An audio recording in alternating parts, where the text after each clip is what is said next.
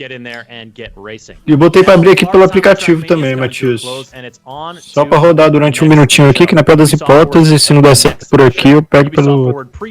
Mas tá logado na conta. We're going to take a look at Ghost Recon Breakpoint, The Crew 2, Trials Rising, new stuff coming from lá no negócio, você não logou na and conta. then when the countdown timer... Não, eu loguei, mas aqui tá... Ah, tá. Eu que tô viajando. The latest and greatest upcoming games from Ubisoft. Tá aqui, tá rodando, eu tô com logado. Tô... Ele abre o... We got a lot more in store for you, so let's go ahead and throw it over to Kat. Não, tá certo, eu consegui. Thank you, Chris, and hello everyone, and welcome to the Ubisoft Forward pre-show. The main event will be starting in just 30 minutes, and we'll feature news from our unreleased games, including Watch Dogs Legion, Assassin's Creed Valhalla, Hyperscape, and more. Now to warm up, we have 30 minutes of the days from the games you're already playing, like Ghost Recon Breakpoint, Trials Rising, and The Crew 2, as well as some exclusive behind the scenes so you can get to know us a little better. So let's get started on Just Dance 2020. Pois é, porque eu entrei pelo aplicativo aqui, aí tinha transmissão ao vivo do Ubisoft Forward. Aí eu cliquei e ele abriu uma aba pra eu logar, sacou? Mas eu já tô com a aba logado, então não... Cara, não tem como, né, tirar o negócio do bate-papo. Pois é.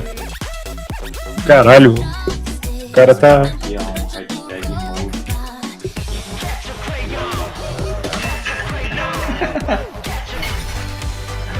Rapidinho, já volto aqui, rapidão. Só atender o telefone aqui.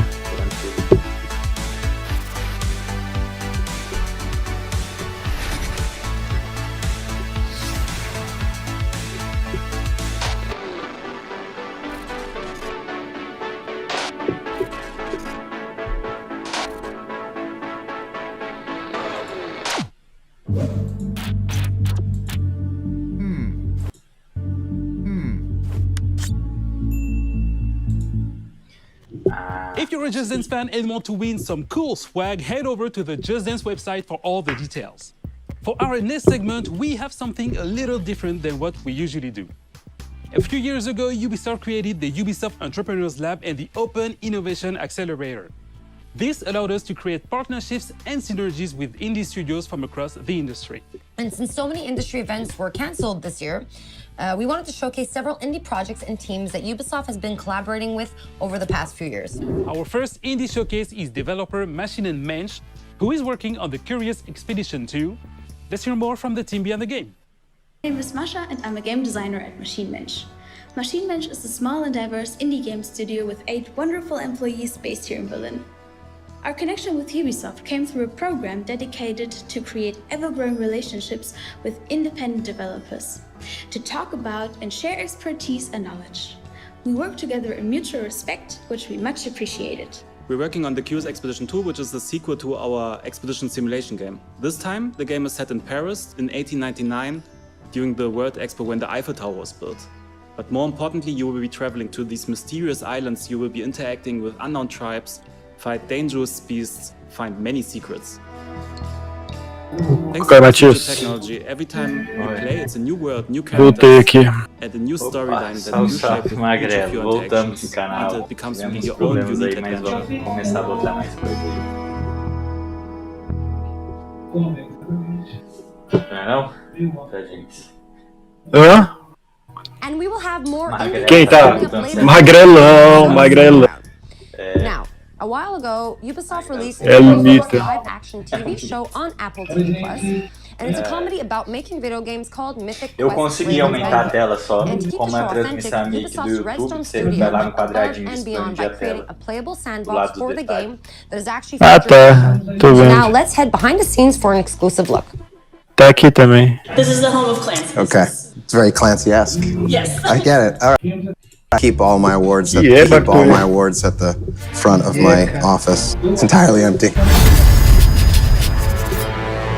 So Mythic Quest is Ubisoft's first live-action comedy. The whole show is about a team that is developing a super successful MMORPG, and it's about all the people in the game development team and their relationships and what they go through in creating one of the world's most successful games. All right. Incredible. Thank you. But are we sure that we're finished? When we heard about what was going on, we weren't really sure if we were a great fit because we've always made shooters realistic. And we listened to the pitch and we were super excited about the idea. So we thought, all right, what does Ubisoft have that we could channel to fit this? You're fucking me. Yes. You're fucking me. But I'm not enjoying it. It's for the game. When we started on the project, I think we imagined we would just make video clips that would run on screens in the background or something, so it would feel like a real game studio. But once we saw the script, once we started collaborating with the team, we realized, oh, they want a game, like an actual game. Of course, making an actual game would take years, so we started selecting the pieces that they really needed for certain scenes. And from there, it was not long before we said, you know, what if we make this actually playable? What if we make it so you can connect a controller and control the characters? And so that's what we ended up doing. The thing that I love most is the shovel. Exploding people's heads with this thing is straight fire. Caraca, Matias. We had requests to do things like make a contagious viral disease in which people bleed out of their eyeballs first, then they bleed out of their anus, and they vomit and bleed out of their anus at the same time. We set it up in such a way that you could trigger it in stages because we didn't know what the timing was going to be. The idea here is we can hit it and control the timing of when things are happening. So the next time you hit it, he starts puking out blood. Okay. And at this point, we would probably have the camera start panning back like this. And then you can hit the button again. Caralho, agora que eu tô and you vendo. see the blood ocean itself has started coming in. And so now they're all Vai fazendo rio de as well. sangue. And then the final is just everybody exploding in bloody gore. And then this was Keith's idea. He wanted the skulls coming up and bobbing up and down in the water. So. David, can we actually make this quick? I've got a lot of work to do stripping Blood Ocean out of everything. Yeah. Season of the game right before a global pandemic was not a great look. Today was the first time we showed Mythic Quest Raven's Banquet to an audience. I've never seen it with more than 6 or 7 people in a room. And so I wanted to make sure that we gave them an opportunity to hopefully recognize that this is a giant love letter to them, to the industry itself.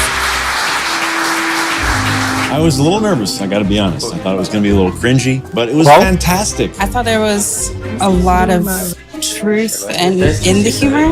It's about time that we had a show about our industry. You could tell when the audience was laughing, when they really hit something that felt like the game industry. I think it's brilliant.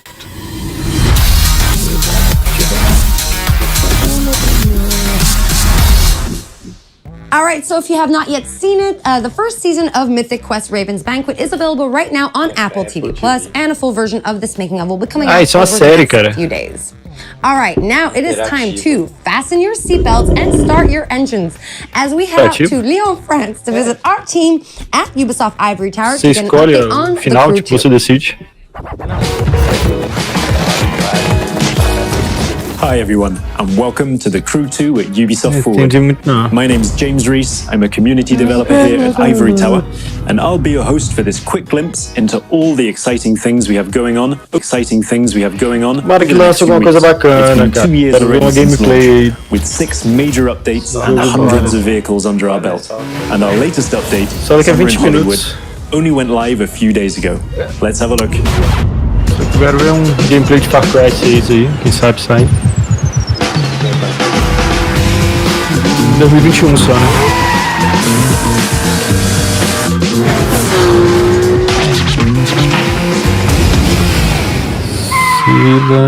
Valiant Hearts. Ah, esse aqui que tu falou que é bom, né? Valiant Hearts. É bom? Cara, quase R$9, mas... Tá R$13,50 com a promoção com uns 20%, deve ir para uns 11. Ele é curtinho assim, mas é massa, vai coletando, é fácil de completar tudo. We can't wait for you to get your hands on what's coming. There have been a few speed bumps along the way, but over the past 2 years, you, the community, have made the Crew 2 a motorsports playground where all players are welcome and where anything is possible. So thank you to the Crew Social, Exchange, Discord, Reddit, and all of our players. We've got a little something for you in-game to show our appreciation. It's the 67 Volkswagen Beetle, So let's see what kind of Hollywood twist you can put on it. That's it from me. There'll be more news dropping over summer, so keep your eyes peeled, starting with this.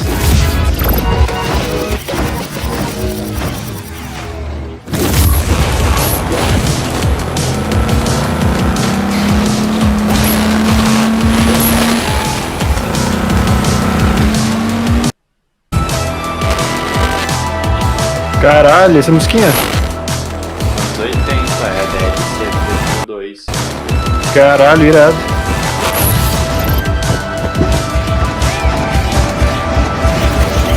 Vou lançar DLC do...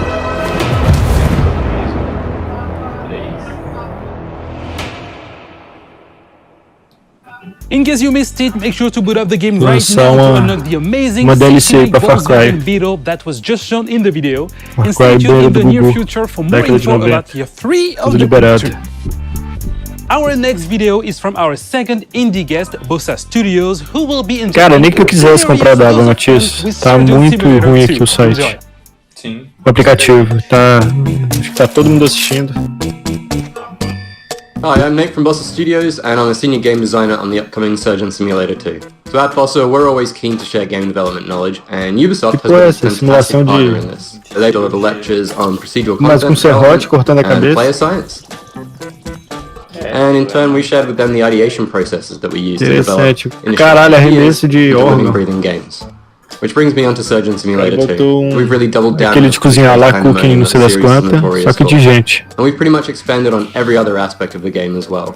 So this time around, you're no longer just a floating hand confined to the operating table. You're actually a full first-person surgeon with an entire medical facility to explore. And in addition to the levels that you'll find in story mode, you'll now be able to create your own unique levels and experiences using Bossa Labs Creation Mode. So it's a really easy to use, intuitive set of tools that allows players to create either on their own or in online multiplayer with up to 3 friends.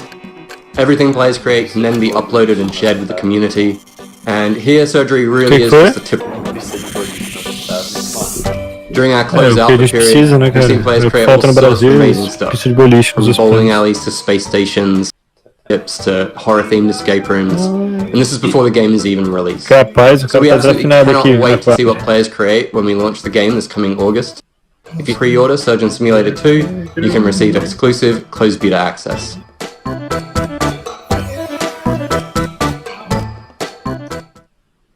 So for those of you who are just joining us, you are watching the pre-show, and Ubisoft Forward will start once the countdown on your screen reaches 0. And make sure you log into Uplay to unlock rewards as you watch the main event. But now, our next segment is about an Easter egg in The Division 2, so let's go behind the scenes with the devs from Ubisoft Massive Studio in Malmo, Sweden to find out more. Running through collapsed buildings, climbing over fallen debris, and encountering makeshift living spaces is common for players of The Division 2. Como é que é o nome do jogo mesmo? É Watch Dogs 2. Many players have spotted something a bit more unusual. What's up with all of these rubber ducks?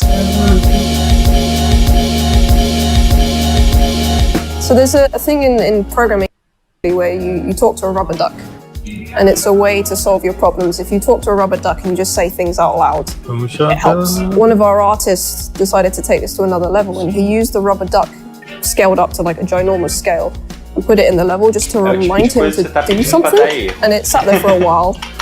Cara, é lógico, né? This giant rubber duck sitting there. Tu lembra quando we decided to put a little memorials to it across the world. Ficou 6 meses sem ninguém poder entrar. What started off as little memorials, and then we started adding stories to them. So there's one. Eu lembro, eu dei uma sorte, cara, que eu entrei e consegui de primeira. Aí depois eu fui te mostrar, não, é só entrar aqui, ó, pá, não entrava. The idea of the ducks is similar to the rest of our storytelling, where we're trying to add some hope into the world, because you're coming in as a division agent to try and save what you can, but you need to know there's something there to save. So having bits of happiness lets you know, like, it's still worth saving for these little happy moments. One shrine in particular. Não consigo, ele não procura essa coisa multiple times across YouTube and Reddit. Agora foi. So, Karen, how was your day? Well, Luke, it's been productive. So the origin story of Productive, É isso mesmo? one of our level designers, they did an Eles amazing vão dar final standard day and edition, né? decided to make a graffiti out of it and put it in the game, and it became like a duck shrine, and players started finding it and wondering where it came from. We've been finding these rubber duckies all over the map. Tu vai botar na loja, cara? Será que não vai ter que atualizar, não? And there's a large rubber ducky, bigger than all the other ones we've found. And he's você abre o negócio de comprar, né? Not only that, but he has a couple soldier duckies guarding a parrot in a cage. But there's more just like this in the Division 2. Ah, sim. Eu tô aqui na loja com ela, só que eu não botei no carrinho, né? They come together. They find a common thing that they want to develop or find or get unlocked, and they just put time and effort into it. Boa. We don't put them in co-op, fun né, que falou. places. So that means players are genuinely, hopefully enjoying just exploring the environment and finding all these little Easter eggs we've hidden around, and also not the Easter eggs, just the main part of the game and the storytelling we put into it. I haven't found all of them. I don't know exactly how many there are. 13 minutos, dá pra jogar as 3 partidas de Plants vs Zombies. To the ducks, developers recently hid another secret in the game and made it the focal point of an all-new community challenge. We actually put Tommy the Teddy Bear into the game. Well, Tommy the Teddy Bear is a trauma teddy mentioned in a lot of lore, but the bear itself actually was not in the game. With episode 3, we put a bunch of them into the world, actually opened up an Easter egg hunt for him specifically. It's a nice little exciting moment when you kind of open Reddit and you see someone found the thing that you kind of just snuck in under Eu tenho que tomar cuidado, cara, que eu tô pegando o vício de comprar jogo sem Some of the jogar. players are really clever. There's some hard Tem Easter eggs that muito some of jogo the pra level jogar. Não designers sei se and vale a pena eu gameplay gastar essa designers grana have put toda in. agora. And people have managed to solve it with no Só help tô pegando whatsoever. jogos pra gente jogar juntos. Mesmo assim, Games are que a gente smart. comprou um tempão e ainda não jogou. Pois Now é. that you know, be on the São lookout jogos for que both demora, Ducks né? and Ele Teddy mexe a gente Bear para no meio next pra time we boot jogar up the Division 7 2. Days de novo. We now have our final indie guest, Thunder Lotus Games, who were the 2017 winner of the indie series that took place in Montreal. So let's find out more about the beautiful coziness of Spiritfarer in this next video. Hey everybody, I'm Rodrigue, marketeer at Thunder Lotus. We're an indie studio based out of Montreal, Canada, and makers of the games Jotun, Sundered, and our new game Spiritfarer, which is due out later this year. For the past 6 years, we've tried to make AAA quality games with a hand-drawn indie heart. Hitting a quality standard consistently in game dev is a huge Pô, acabei de descobrir que o Heroes é Heroes quality of standard consistently in Ubisoft, game dev is a huge challenge. There's so much trial and error on the path, and during the Sundered Eu achava que era da EA, we're lucky cara. enough to have the Ubisoft Entrepreneurs Program in our corner to help Pô, us quando with our instala, goals. As games, challenge, co-winners everything. of the Ubisoft Indie Series in 2017, they received not only generous funding, but also crucial mentorship and access to the Ubisoft testing facilities. So we're grateful to Ubisoft for their support and helping us make what would become our biggest success to date. We've taken that experience with us onto what is our most ambitious production yet, and that's Spiritfarer, which we're calling a cozy management game about dying. In Spiritfarer, you play Stella, the newly appointed ferry master to the deceased. And as Stella, you're going to build a boat, you're going to explore the world in search of spirit passengers seeking passage to the afterlife. You're going to spend relaxing quality time with them, you're going to create lasting memories, but ultimately, you're going to have to learn how to say goodbye to your cherished friends. It's a game that's near and dear to our hearts, and it's something really special. We can't wait to share it with you. Ela fez aquele outro lá for it soon on PC, on Xbox One, PS4, Nintendo Switch, and Xbox Game Pass. Fala em ordem. And cheers. Ele é na pegada dos. It is time for an update on our Bloodborne favorite da vida motorcycle lá. platformer with the insanity, pain, and triumph we all know and we all love. Trials Rising came out last year, but I think the team from our Redland studio in Helsinki has Parece que vai sair little novo agora to the de game for the fans of the aviãozinho franchise. aí. So let's take a look. Não é muito bom não. Na verdade tem que goste, né? Não sou muito fã não. Caralho, esse joguinho é muito irado, velho. Hi, we're here today to introduce you to an exciting new endurance Porra, challenge Mati, se coming to tivesse Colorado. ele, esse é o tipo de jogo que eu Make sure that we respect social horas e horas sem distancing perceber. guidelines. Auntie and I decided to Passa tempo assim, tá ligado? Eu lembro que eu baixei ele pra celular muito tempo atrás, cara.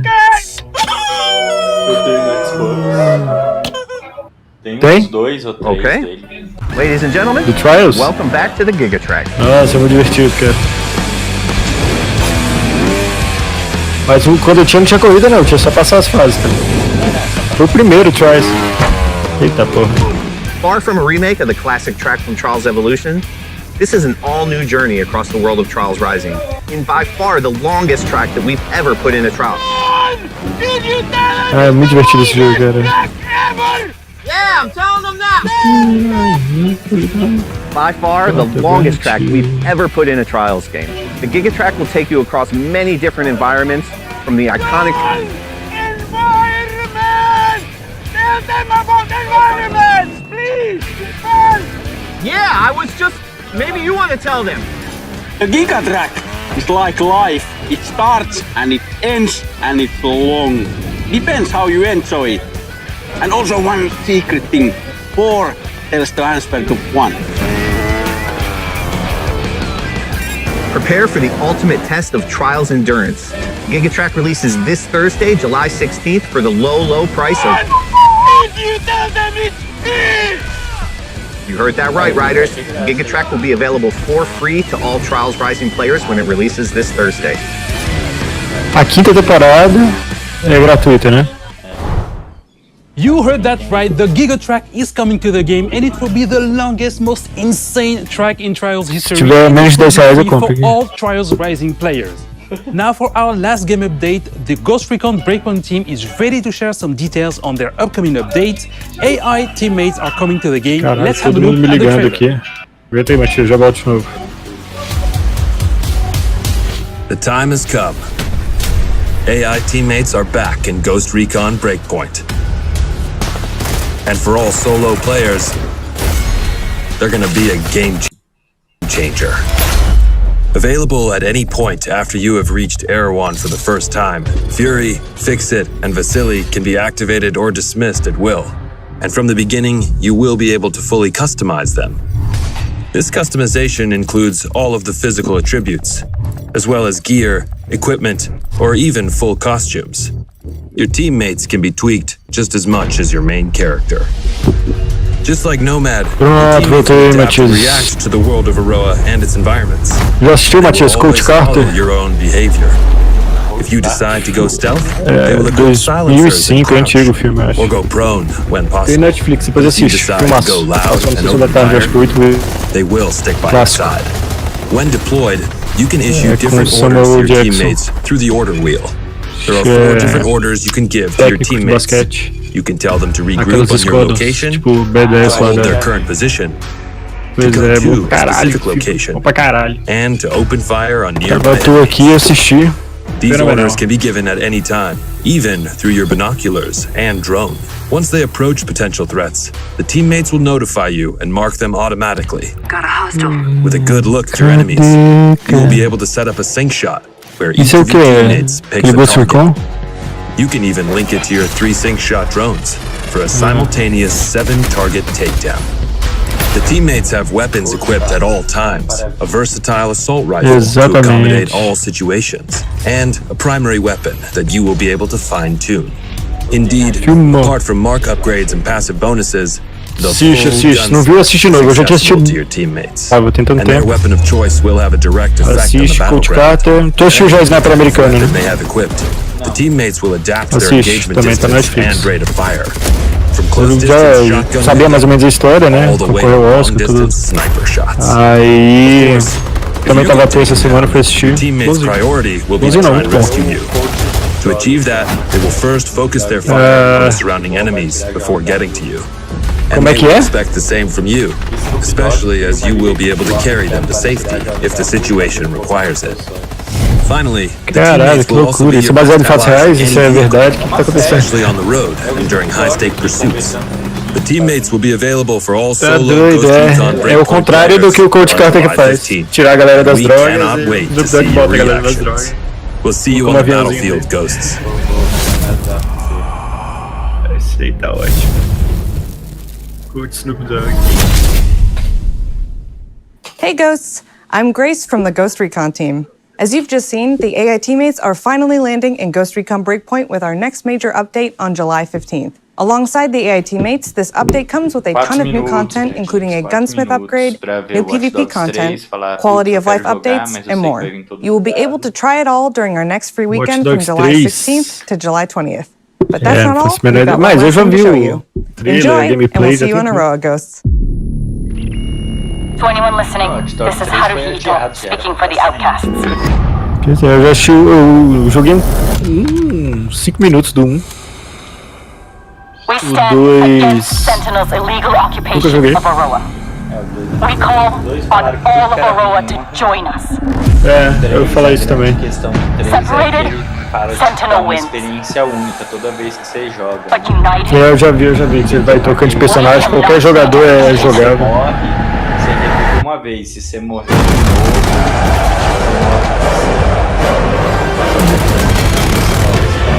Sim. É interessante. Pode jogar qualquer personagem, né?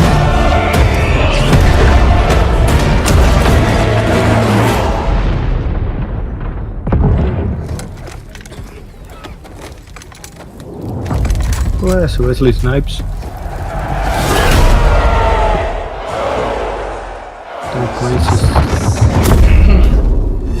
Cara, eu lembro quando lançou o primeiro Ghost Recon, cara, eu nunca Our gostei. very final video for this pre-show is Nunca foi meu another estilo. episode of our wow moments comparing the craziest and coolest clips from you, our players.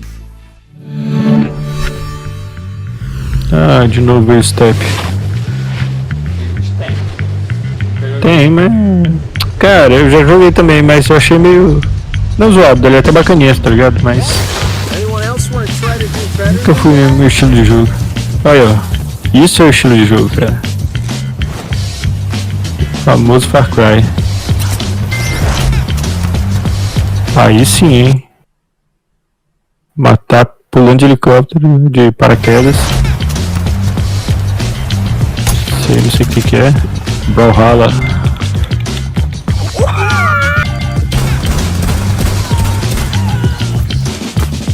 How's gonna interrogate him? Siege. Oh, you can interrogate this guy though. Você é um Counter-Strike muito da besta, né?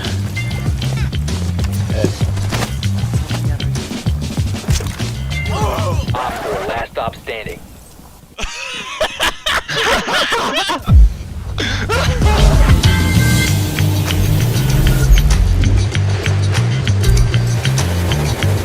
The Crew 2.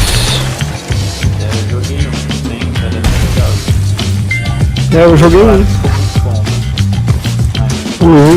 Eu joguei um, só que achei meio repetitivo. Falando.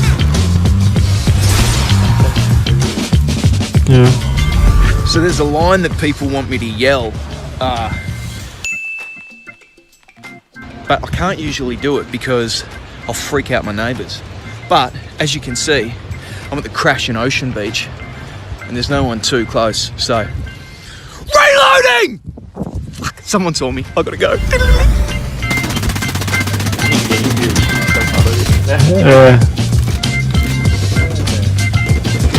Ghost Recon Breakpoint. Esse foi o que flopou, né?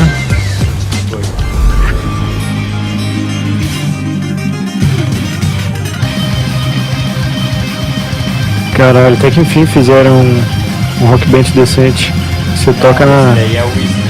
Eu até tenho ele uma vez, só que ele você precisa da guitarra pra jogar.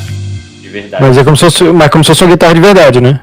Não, você precisa da guitarra de verdade. Você If you also have amazing gameplay segments you captured from our games, eu vejo a galera tudo viciada naquele rock band lá. It is time for us to wrap Eu up vi de this aprender o pre-show. instrumento de Don't forget to verdade. stay tuned for our post-show featuring a deep dive into the world of Assassin's Creed Valhalla.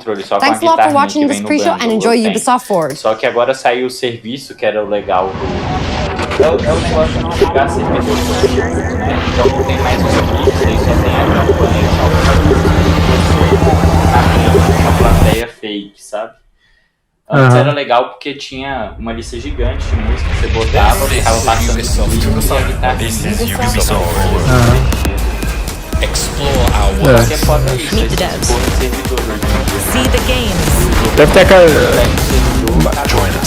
Mas eram músicas de verdade, né, cara? Tipo, Aerosmith, tipo umas bandas assim. Não, era música de verdade, é como você pegar... Pois é, mas eu acho que deve acabar os contratos, né, das empresas com as... Aí acaba que tem que tirar do... Não, mas mesmo assim, o que você Today's faz show is quando all acaba about o getting up contrato? close and Você in depth tira with all the exciting games we have in production here at A Ubisoft. música.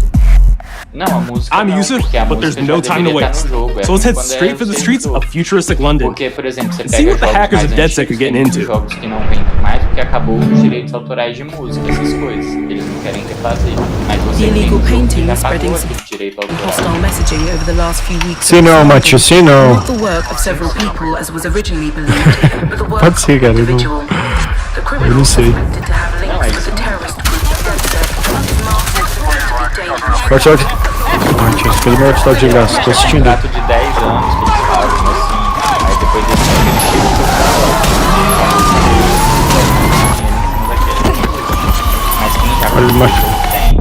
Authorities recommend not to approach the individual. Agora quando você vai de servidor, First, they came for the foreigners, and I did not speak out because I was not a foreigner. Eles continuam, né, o serviço. Then they came for the protesters, and I did not speak out because I was not a protester. Tanto é que o Rock Band, eu comprei o CD Then they came for the já tinha journalists, acabado esse contrato, sabe? and I Mas did ainda not durou mais speak 3 out anos os servidores. because I was not a Passado, fui journalist. jogar de novo 3 anos. Que era uma coisa que eu curtia, me divertia. Às vezes eu tava só estressado do dia, ligava ali e ficava no quarto. And then they came for street artists. Botava uns. Só que do som pesado, quebrava guitarra no chão, botava fogo. Because I am not a street artist. Agora, Rock Band, esses jogos assim, eles são muito burros. Esses eles podiam vender como serviço, sabe? Faz uma assinatura, sei lá, de R$10 por mês, R$50 por ano, R$40 por ano, pra ficar pagando. E aí você serviço lá, de Spotify,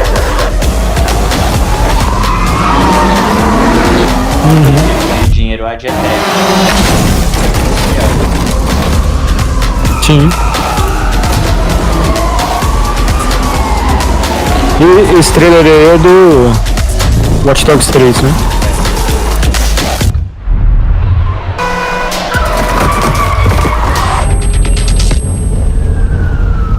And I realised that eventually they'd come for me, and there would be no one left to speak for me. Já. Apareceu 10 logo hoje.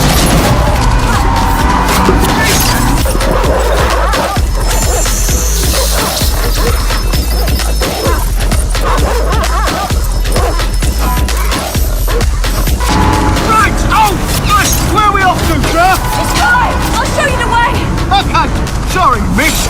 Jesus! All right, so we're in a total mess now, so let's get the hell out of here. Caralho, é numa Londres futurista.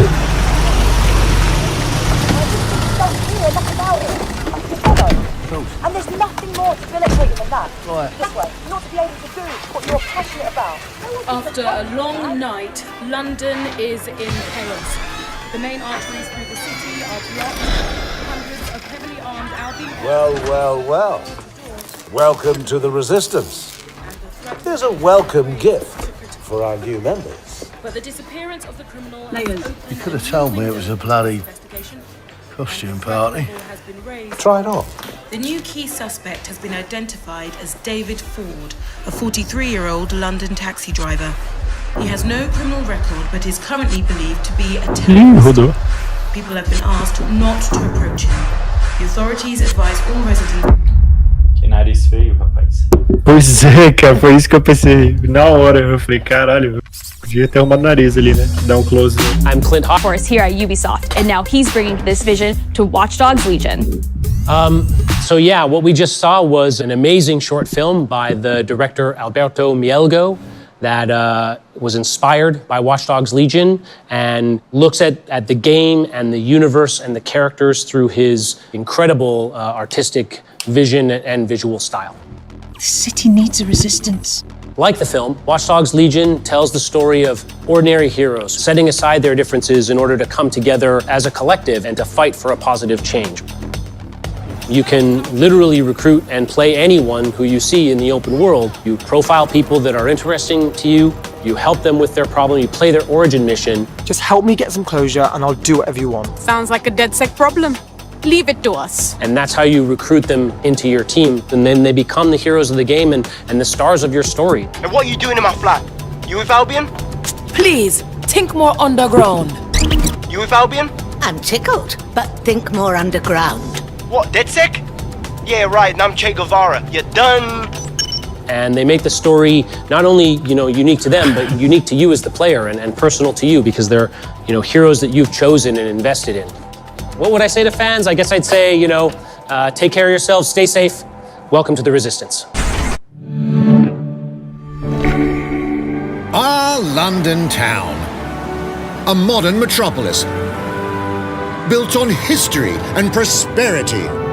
Only took 12,000 years to build it up. And one night to tear it all down.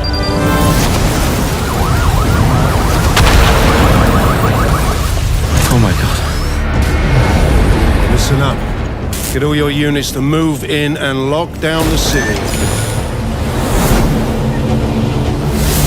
With London under attack by a mysterious terrorist, the government turns to a private military company called Albion to keep everyone safe. What could possibly go wrong?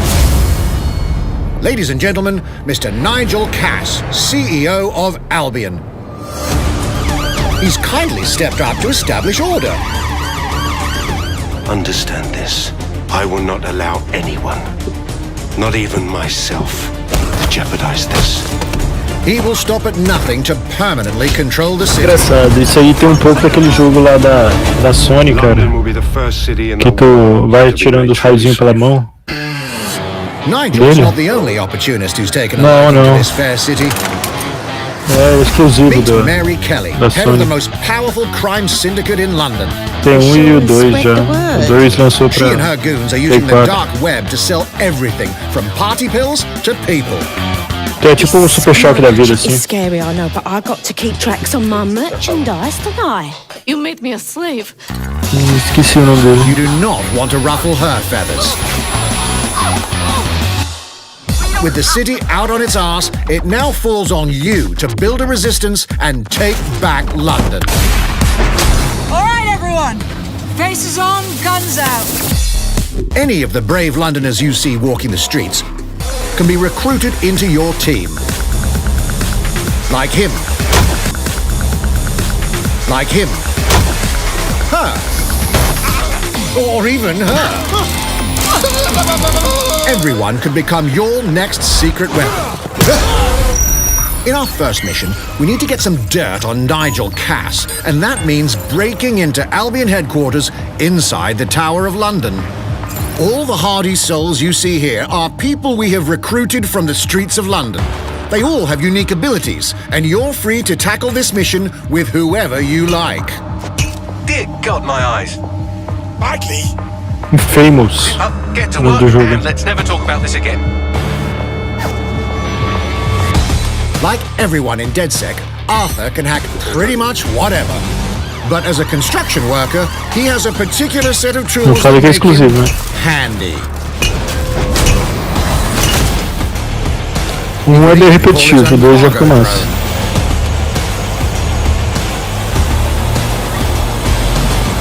Perfect for gate crashing, when you're not invited. Deu de It's verde, a né? regular old gun when you have a Caralho, o maluco tem uma arma que atira prego.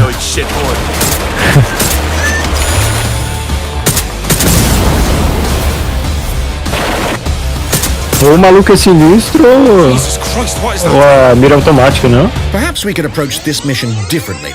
If you'd rather keep your distance, we've got you covered. Amy is a drone expert. What have we here? A real tech connoisseur. Hate spiders, but love this one. What an adorable creepy crawler. Here we are. Let's class the place up. A drone expert does have the unique ability to summon their own drone. This little darling is fast and stealthy. She aimed, she fired, she hit. No PC dá pra jogar, se for no Play não dá não. Qualquer console que a gente for jogar, cara, você faz essa mira voando e atirando. She can also hack enemy drones, turning the tide in her favor. And if you are not into direct confrontation, there are more ways than one to get the job done. Recruiting an Albion officer like Brielle here might be challenging, but it'll get you inside restricted Albion areas. Don't mind me, just doing recon for a bunch of insurgents. However, do anything suspicious and she'll probably wind up with a bullet in the back of her head. You've been approved for entry. We're missing the human element here. I can get the defense minister on the line. O jogo parece que vai ser massa. If you feel you must.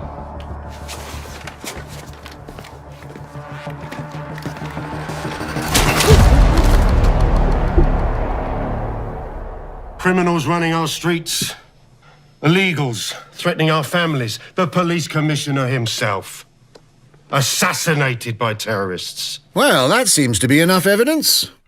Next up, we're crashing Mary Kelly's organ farming operation and putting a stop to it. That's good. The buyers expect high quality stuff. And we need a hard nut for this. Impairing our frontal lobe again, are we? Bags, don't disturb me in my natural habitat. Say hello to Mickey. The man lives for his team. That put another hair on my chest. And doesn't mind getting his hands dirty. Aí, cara, todo jogo tem o seu trevo, né? Grosseirão, bebe, enfia a porrada e cospe no chão. He does have a slight drinking problem, though. And he's passed out. We'll come back to him. You know what? Let's go with something a bit more professional. Só quer ser o profissional, né? Lembra desse filme? It's almost crass to call him a hitman.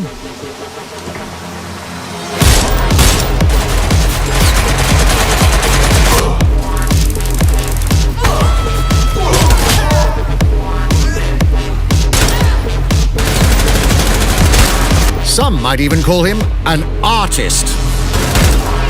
Caralho, é mistura de profissional com John Wick, né, velho?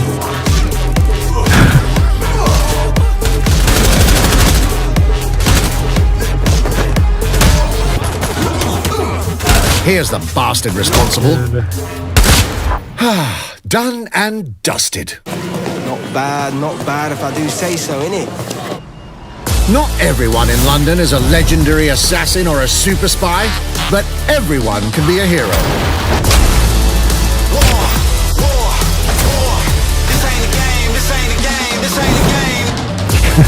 So get out there, find the best recruits, and build your resistance.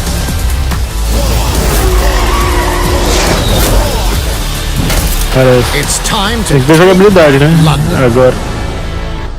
Vai ser irado.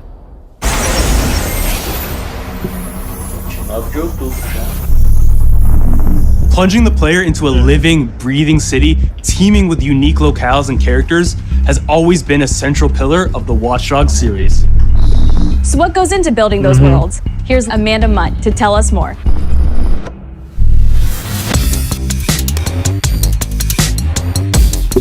My name's Amanda Munt. I'm a level artist on Watch Dogs Legion at Ubisoft Toronto. Being a level artist, I think, is the coolest job in video games because we do get the freedom to kind of like pick and choose what little details we want to depict, and we get ample opportunities to tell the stories that we want to tell in the spaces that we're assigned to. I have the capacity to hide things and, you know, like small little Easter eggs. In AC Unity, there was a boat somewhere in the world that was covered in cats. And then it happened again in Watch Dogs 2, and there may or may not be something in London that is a boat filled with cats in some capacity.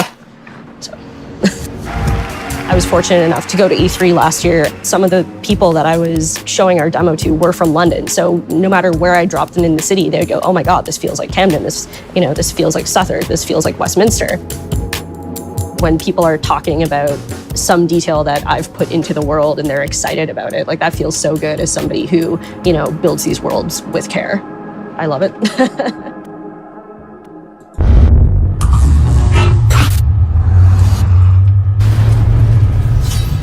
Vahalla.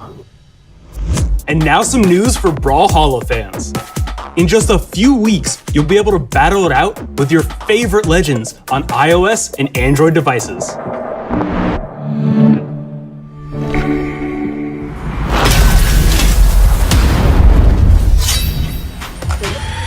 Three, two, one, Brawlhalla.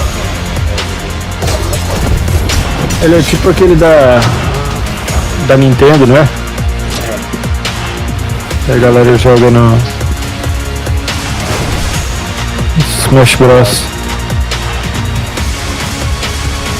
Só que Smash Bros tem uns caras conhecidos. Esse aí deve ser só.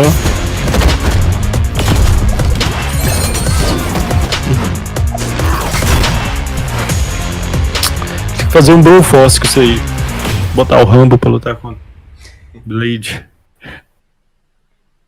Tá o Conan pra lutar com Sarah Connor. And now, whether you need a Tom Clancy action fix on the go, or want to dive back into one of the most beloved fantasy franchises in gaming, we've got you covered. Might and Magic, cara. Ainda tem.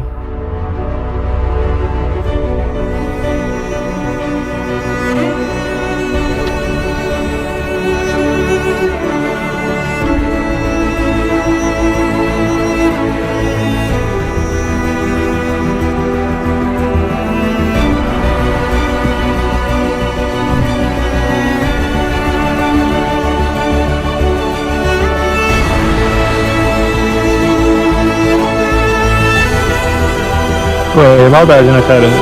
Botar.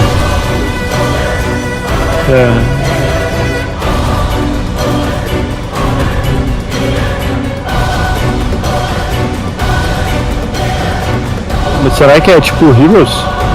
Ou é o Might and Magic da Old School? Não faço a mínima ideia pra gente. Você tem que ir lá e jogar. Quem sabe, Machado? Quem sabe? Gol, gol. Porra, é essa?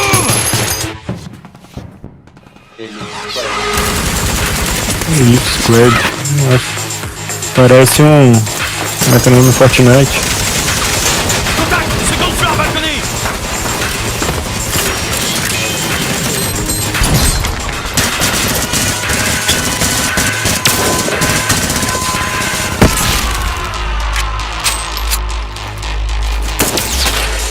Contact! Montchain is down. Request air support. Target northeast rooftop. Roger. Inbound. Danger close. I need an EMP deployed now. EMP imminent.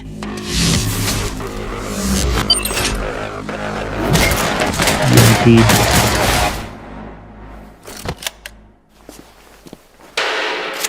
Get back in your cell!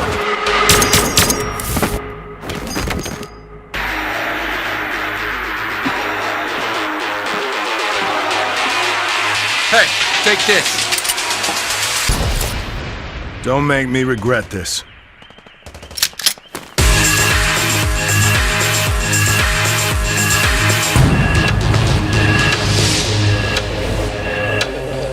Vai ser divertidinho.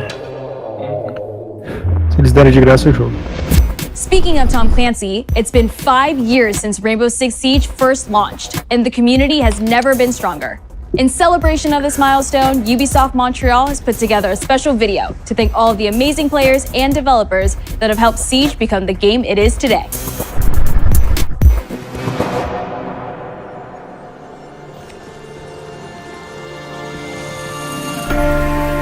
In December 2015, a small team released Rainbow Six Siege.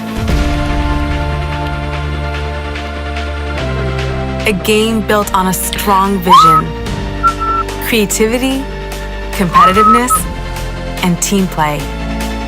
Pour le joueur, le 1er décembre, c'est un début, mais pour nous aussi. Il faut tout de suite s'engager et dire aux joueurs, ce jeu est installé. Botei em português, cara. Et nous serons là. That original vision was quickly adopted by our passionate community, propelling it to a whole new level. I got it! This is such a special moment, and being at 1 year anniversary of Rainbow Six now, game being stronger than ever, more players today than we had in the past, it means the world to us. But we also had our share of challenges. Health that touches upon subjects like matchmaking, connectivity, all those aspects are absolutely critical to the experience of the player. Through it all, we're always driven by you, our community, and together, we grow stronger. There is no sequel plan, and we're here for the next 10 years, so expect more Rainbow Six in your life for quite some time. Look at this.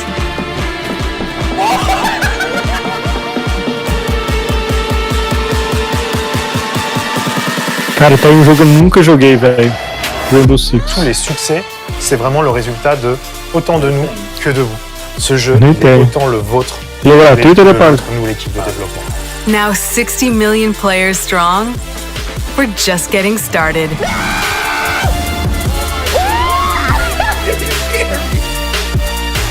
From the devs that build the game to the community that plays it, thank you.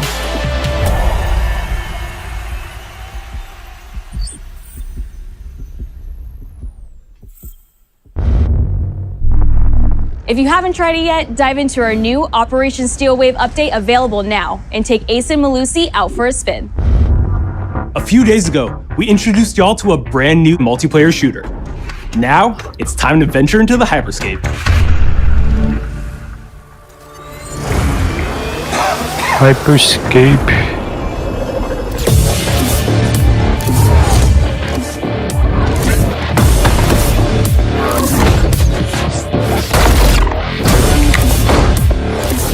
É Londres de novo? Wait, what was that? A hack in a hyperscape. That's not supposed to be there. Let me get you all up to speed, okay? About 30 years ago, everything that we feared about our future started to come true. We made some good decisions. We made some bad decisions. Actually, we made a lot of bad decisions. So, here we are. 10 billion souls living in the crush of the megacities. Jogador número 1 aí. But the people at Prisma changed everything. Não. Tá gratuito. Eu comecei a ler, mas ainda não. Pelo primeiro capítulo. In the hyperscape, the biggest draw by far is Crown Rush. This is where anyone can become someone. Ixi, Battle Royale de novo.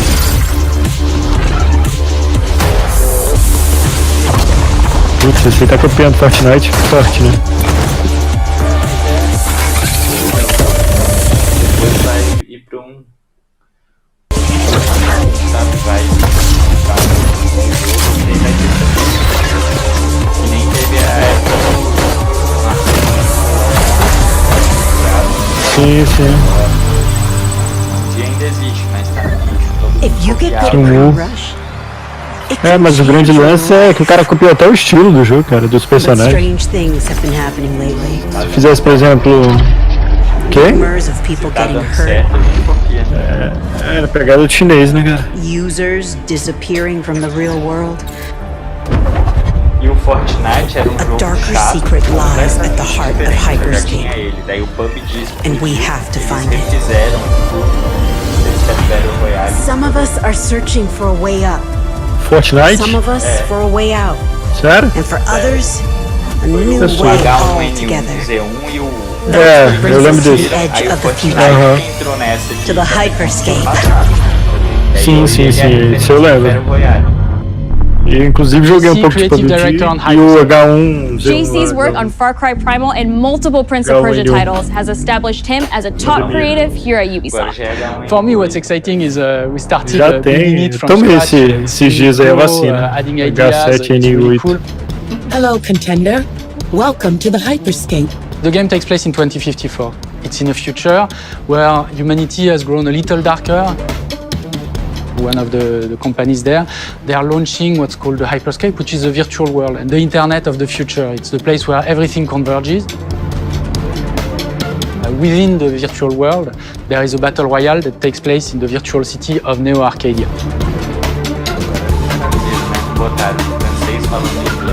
Yeah.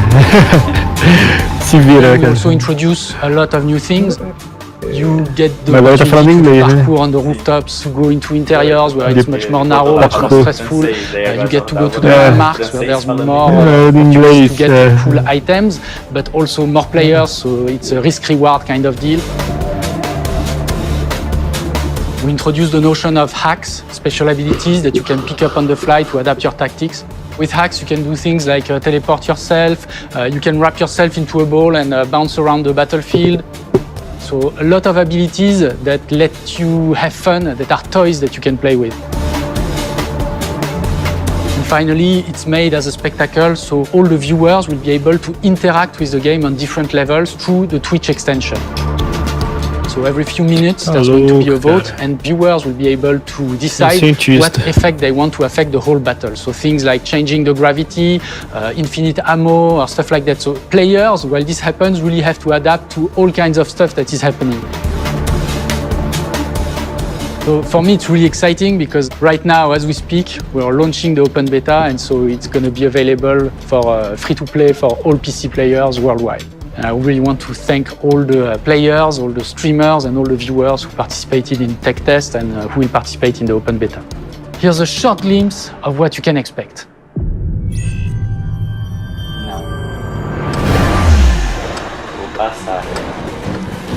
Passar o quê?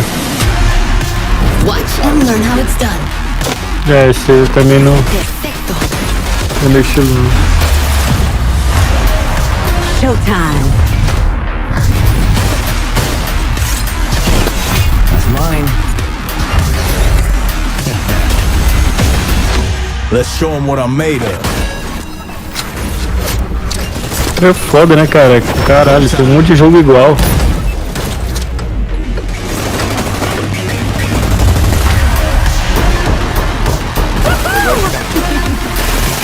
Eu também. Eu curto história, cara. Qual que é a história do bagulho? Tem que abrir os cofres e explodir os monstros. Mas tem uma sequência lógica, né? Você vai indo, vai progredindo. Cara, nada, a gente jogou tudo errado, né? Jogou 2, 2.5, 3, 1. A gente já sabia metade da história quando começou. The digital world of the Hyperscape gave our artists and developers incredible freedom when it came to designing characters. Production manager Ana Maria Musca is going to take us behind the scenes of character design. Também, a história é muito fraquinha, do 5 então você faz. My name is Ana Maria Musca. I'm the production manager for characters and weapons on Hyperscape. Não, a do 5 é até boa, sacou?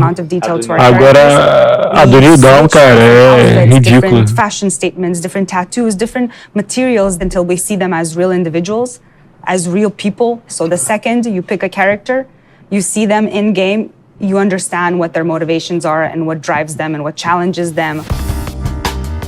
This was the first lineup of characters. This is our default base, but even starting from the hair down, everything has been meticulously thought of. Would this person actually like this type of outfit? Would this person enjoy the type of tattoos that we're putting on them? Will they actually like entendi. In this body? A gente foi matando os irmãos na ordem certa, né? For these characters. So we're hoping some of our players are gonna see the effort and maybe even correlate some. Aquele ali eu não entendi muito também, não, tipo, era... We're very excited to see it in people's hands. As we move into the next generation of gaming, Ubisoft has been working closely with console makers to take advantage of all the extraordinary capabilities these new consoles will offer. Now we have a special guest to tell us a little more. Hey everyone, Phil Spencer from Xbox. With Watch Dogs Legion, Ubisoft is supporting smart delivery. So you will get the absolute best version of the game on any version of Xbox you're playing on. On Series X, you'll get to take advantage of the amazing work the team has done with DirectX ray tracing to create an absolutely immersive version of London like you've never seen before. Ubisoft has a unique ability to create immersive worlds, setting a new bar that continues to drive our industry forward. I'm a huge fan of Assassin's Creed. I love the time I've spent exploring the world in Assassin's Creed Odyssey, and I can't wait for you to see the gameplay from Assassin's Creed Valhalla that's coming up now. All right, we know you've been waiting to hear more about this game since it was announced back in April. And now it's time for a deep dive into the world of Vikings. My name is Julien Laferrière, and I'm the producer of Assassin's Creed Valhalla. So a couple of weeks ago, we announced Assassin's Creed Valhalla, and the reaction from the fans was just amazing. The time period of Vikings is really, really inspiring. When we did our research, we found that, they were not mindless barbarians. Vikings were actually farmers trying to find new lands for them to settle. And so they had really human motivations. So for us to have this opportunity to tell kind of the real story about Vikings and kind of separate ourselves from the myths and the folklore is really something that drove us to make this game. The team went to Norway and England to take the same roads that the Vikings did, to really experience what it meant to be a Viking at that time. And then leaving Norway, which is barren but majestic, and just coming by boat in England and see those rolling green hills full of sheep, full of life, is just this moment that most likely the Vikings felt as well. You need to see this land of opportunity. And this is exactly the feeling we want players to experience in this game. It is a personal adventure, it is the story of Eivor, a Viking chieftain. Eivor is either a male or a female. You decide when you start the game. They will have to leave Norway to settle in England because you just can't live in Norway anymore. There's too much political pressure, no resources available.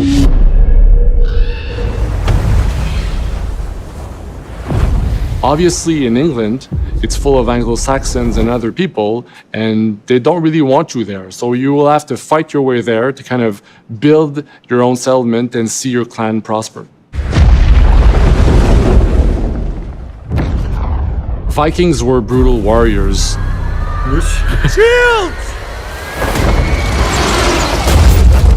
And the fact that they were mastering a lot of weapons coming from the medieval times really inspired us to kind of revamp the fight system, to leverage the brutality and the intensity of Viking combat.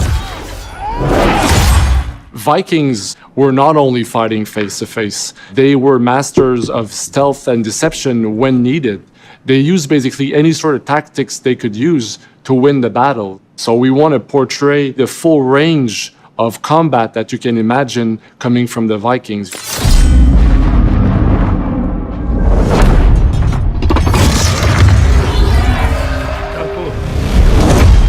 We are very happy to finally be able to show you the game we've all been working on. So please enjoy this deep dive into Assassin's Creed Valhalla.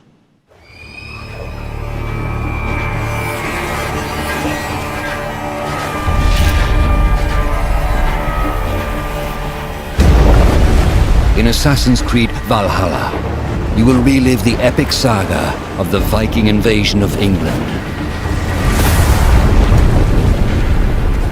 You play as Eivor, a Viking from Norway, who will lead his or her battle-hardened warriors across the North Sea to the British Isles.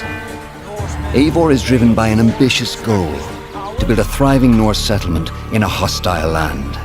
For the good of our clan, it is time we go a Viking. Today we raid, that tomorrow we may build. England is a dark age tangle of broken kingdoms and warring dynasties, a land of opportunity and riches. As you prowl England's rivers by longship, you may raid locations you spot from the shoreline. Ground your ship and blow your horn to lead your raiding crew into battle.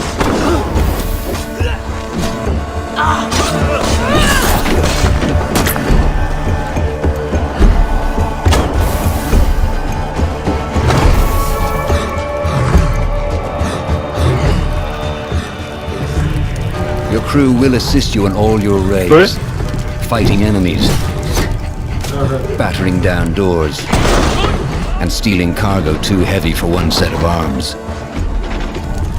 Whatever riches and resources you pillage may be used to develop your settlement, giving you access to useful services, better tools, and new settlers. At the heart of your settlement is the Alliance map. It will serve as a record of the allies you have made, and a guide for future opportunities. The Viking Age was a time of warriors and legends.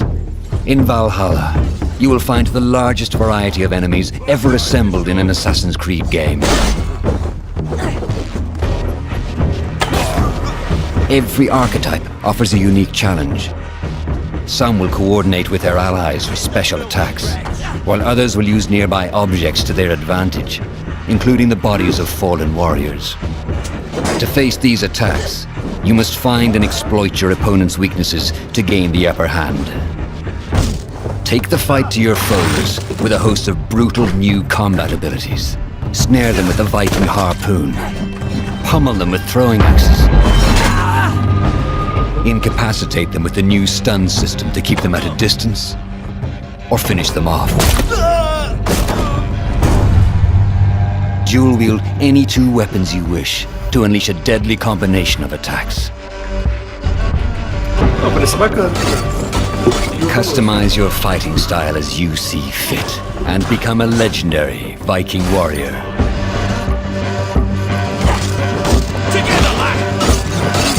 Eram pessoas boas, Matias, fazendeiros. All combinations of weapons are available to dual wield, including two shields.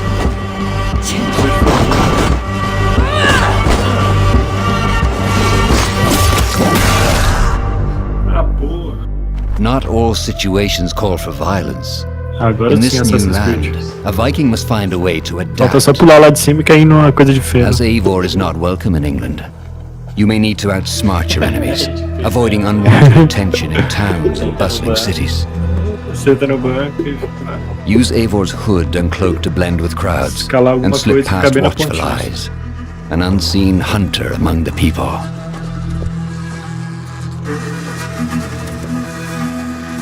From capital cities and villages to the dense forests and rolling hills of England, exploration is vital to keeping yourself sharp. You must feed off the land if you hope to endure. Hunt and forage to replenish your health and fortify your equipment.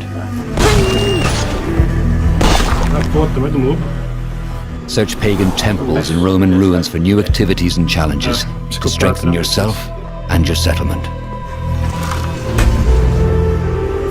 The more you explore, the more of England's secrets you will reveal. Esquarteja neguinho, quebra Deus e o mundo, mata um lobo gigante, chega no baú, vai embora e But as you push deeper into England, the enemy will push back. De madeira. A series of climactic moments. É uma porta de madeira, Assassin's tá Creed ligado? Valhalla will feature massive assaults in which you will lead Eivor's army into battle against heavily guarded Saxon fortresses. Today, we will reclaim her.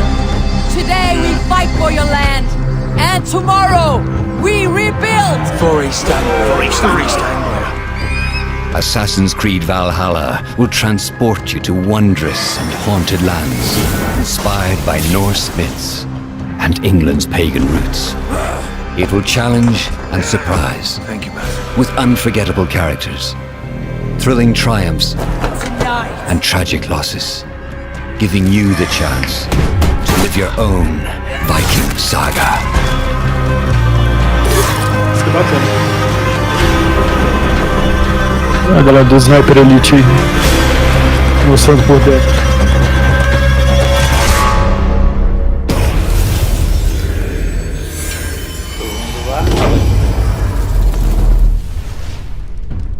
Novembro, 17 de novembro. 9th century England is truly unlike anything the franchise has seen before. Assassin's Creed Valhalla will release this holiday season on Xbox Series X, PlayStation 5, Xbox One, PS4, PC, and Stadia. We're close to wrapping up today, but before we go, our CEO, Yves Guillemot, is here to share a few words. I hope you will have enjoyed what you have seen today, and that you will love playing these games. I am proud of our teams for delivering an ambitious, broad, and creative lineup of games. And we haven't shown you everything yet. In fact, we have a lot more to come. So you will have another Ubisoft Forward to reveal even more about our upcoming games. But before ending this show, we have one more thing to share with you. Sim. Agora sim, Matias, vamos ver. Far Cry? Far Cry 6, né?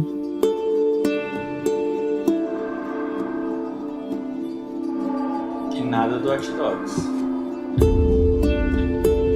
Matias, tá quase liberado já.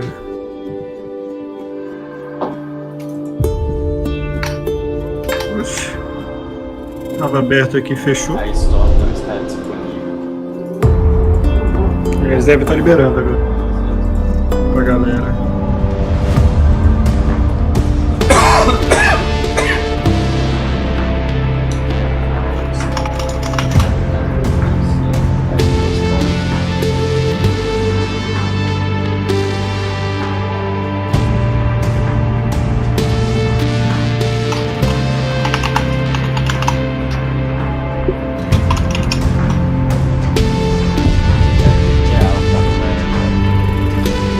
Tá virando Kojima, cara, que tem toda uma história, começo meio.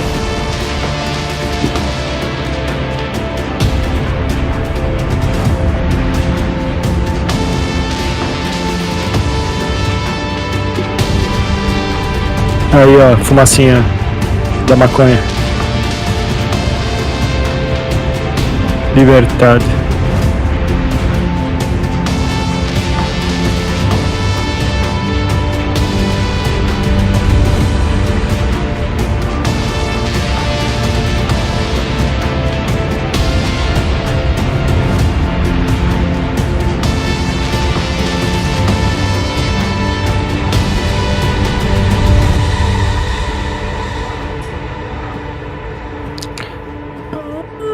Agora era a hora que a galera ia no palco, loucura.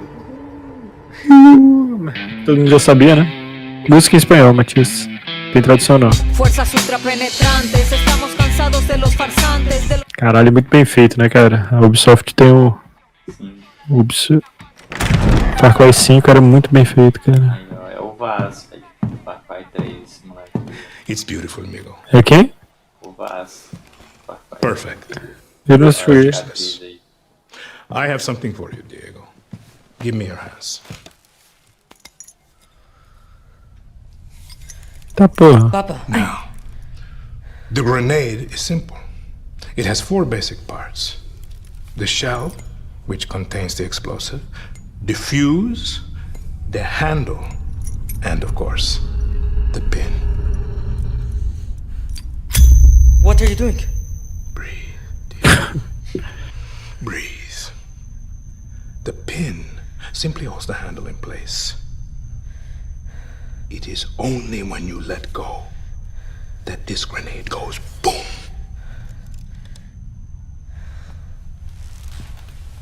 Follow me.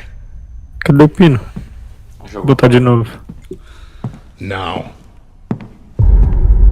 Tá porra. Eu só queria fazer dever de matemática. I am El Presidente, which means that someday Professora, trouxe. will be El Presidente. And our people, Ih, maluco. they do Tipo not trópico agora. Cara, é o ditador. They are torn apart Cuba. by opinions, noise, indecision, strangled by their own freedoms. And even if you have love in your heart, even if you want what's best for them, if you only want to save them from themselves,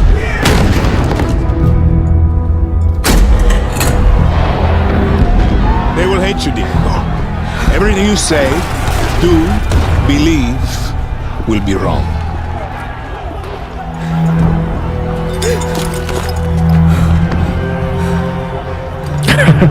Aí eu tropeça, cai a granada, morre o pai.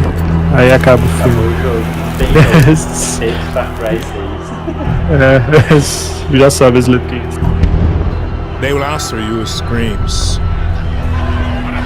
Call you evil. A monster. And give you this. Muerte, cachê. So you tell me, are you evil? Are you a monster?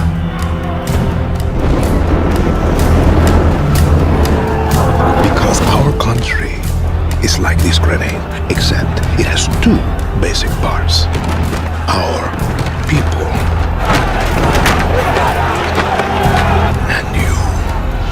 and you must clutch them nice and tight, or we all go boom.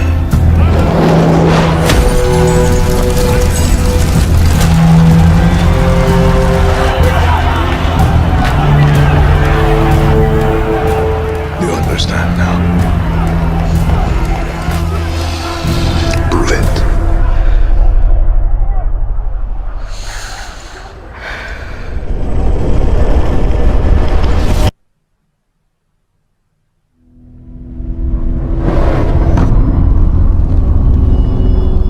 De fevereiro. 2021. Será que ele vai ter saído assino até lá? And with that, we're wrapping up our first Ubisoft Forward. Today, we've seen the next generation of Assassin's Creed, the birth of a resistance in Watch Dogs Legion, the cyber chaos of Hyperscape, and the epic reveal of Far Cry's newest installment, along with so much more. Remember, we'll be back later this year with another Ubisoft Forward filled with tons of game news and updates. Thanks for joining us. Aí, Matheus.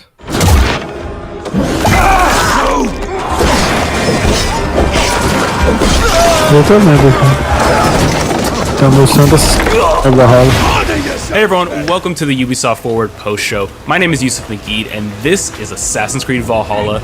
We're going to take a deep dive into about 30 minutes of gameplay, and we're joined by a very special guest here. Hey everyone, this is Philippe Bergeron, otherwise known as Fizz. I am the quest director on Assassin's Creed Valhalla. So Fizz, we're setting up here for what looks like an epic encounter. Tell us exactly what's going on here. Yeah, so here we're midway through the quest that we're showing for UB Forward. Here we're looking at the assault of Burg Castle. So these are big moments that usually sort of culminate at the end of the story. And so here Eivor, our Viking raider, is taking a group of raiders and Fyrds into Burg Castle to go and take down Rued and his clan. So who exactly is Rued, and why does Eivor sort of want to pick a fight with him? Basically, Rued comes into play about halfway through the story. At the beginning of the arc, this is something that happens before. Rued basically caused a lot of turmoil within the territory, and Oswald, who's the sort of elderman to inherit this territory, needs your help to take him down.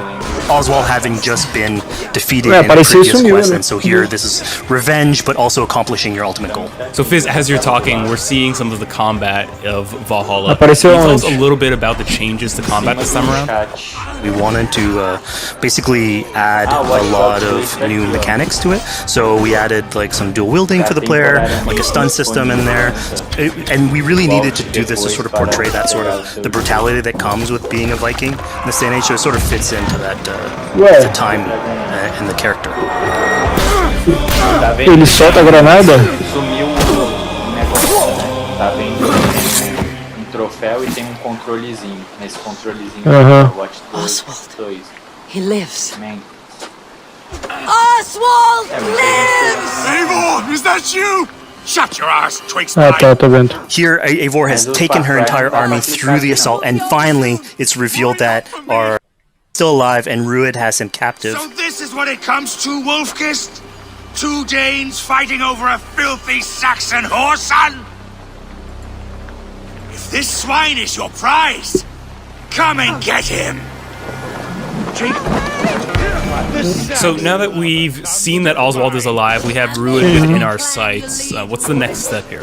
So the next move for Eivor is to finally face off against Ruin. She has her allies, they can take care of the rest of the army. Now it's time to go one-on-one against Ruin in one of our boss battles, actually. Your battle is not yet won, And it's worth pointing out, actually, that here what we're showing is the player going and facing off against Ruin. Não, ele botou aqui pra gente, ó, volte depois pra pegar sua cópia. Então se ele falou volta depois é porque a gente já... So the player could have approached this a little bit more stealthy and gotten at least like a good critical hit on either Ruid or his wolf, and so you can play this a little bit more strategically if that's your playstyle. So we're not only fighting Ruid here, but also his pet wolf, right? One of my preferred strategies is to eliminate the wolf first, just focus fire on him. It takes at least one opponent out of the combat. Now Ruid will have extra abilities that come into play if you do eliminate his wolf, but I think less in the battlefield makes for a good strategy in the whole.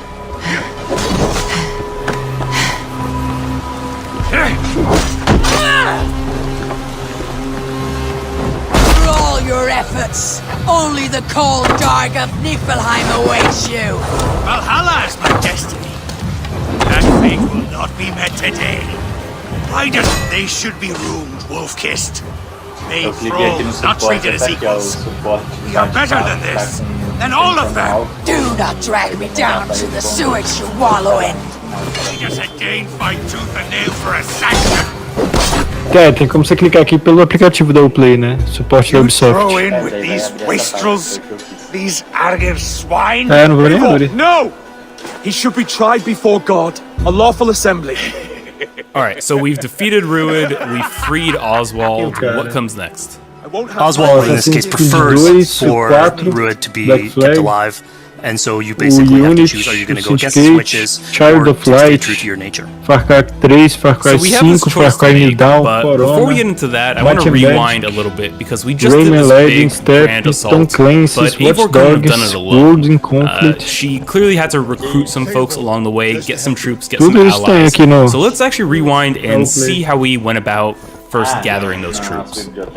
Right, so when coming up to an assault, it's a game of numbers. Eivor can go into pretty much any location and be a stealthy Viking, eliminating some of the assets, which ultimately would be a strategy. You can do that, and you'll have some of the ingredients or of the assets there that will have sabotage, but you still need an army. So here what we're seeing is Eivor going around the countryside and raising what we call a fyrd, which is the men and the women of the territory who come up and fight in the name of a king. So here Eivor is going around and trying to convince people to fight in the name of Oswald to finally take down the oppressor that is Ruid. Defending East Anglia, defending you. Will you not What? Die in defense of a lost cause? Yeah, so she's really using like, the image and like the leadership that Oswald had, what he meant to the people. In his name, she's going to recruit these people. Pretty words, Dane. But the men of Theovard have their own battles to fight. So we're told by this Reeve that there are troops, there are allies that could add to our cause. But first we sort of need to do a favor, is that right? Yeah, so obviously these people have been run down by Ruid and the impact he's had on the territory, so I think a lot of these people have sort of lost hope. And so you need to show them that there is Eivor is basically helping them take back one of their prized locations by taking a couple men and raiding a nearby township, basically taking it back for the people and showing that there's a reason to continue fighting and then get them on your side. Might and Magic Heroes Online, demo, The Settlers Online. Online é aberto.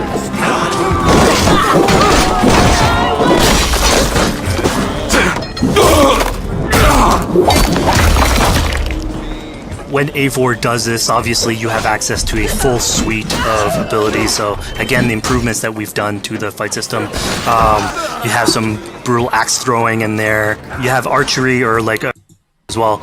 So really, again, like depending on what your playstyle is, you can customize your loadout and go in there how you wish. Matias.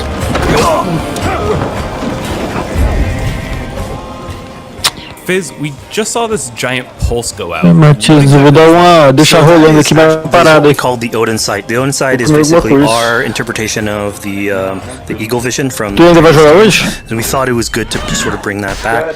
It's basically Eivor's intuition. It's how she perceives the world. When Blair uses that, you can. It'll have like basically interactive objects, like things that will bring her an advantage. So we'll have arrows, like health consumables that are in there. So it really is like a good way of sort of understanding the world and showing you like eu vou só comer alguma coisa aqui, uma meia horinha, brincar com o Arthur aqui e já volto. Aí se estiver livre a gente já viu alguma Speaking coisa. of things we can touch, we just picked up this awesome new weapon. Beleza. Something we wanted to play with on Assassin's Valeu Creed então, Vahalla, Matias, até mais. where we have fewer weapons in the game, but you can invest in them more, so they become your weapon. And so depending on what your preferred playstyle is or your preferred weapon type, then you can go and choose, I'm gonna fight with this weapon and invest heavily into that. Not only are we looting weapons, but we see something here called the Book of Knowledge. Can you tell us a little bit more about that? They unlock skills for the players. So here you can see the Valkyrie dive that has just been unlocked. We have these spread out throughout the world. So again, to promote exploration and discovery. As you travel through the world and you explore locations, you can find these books that will add abilities that you can go and invest in, put into your loadout, then go into the different locations with the different quests in the game and use those depending on what your playstyle is. Now we've recaptured this village, we've secured more troops for our assault. Let's jump back now and figure out what we want to do with Rued. The rightful king of East Anglia has spared your life today, and so it will be.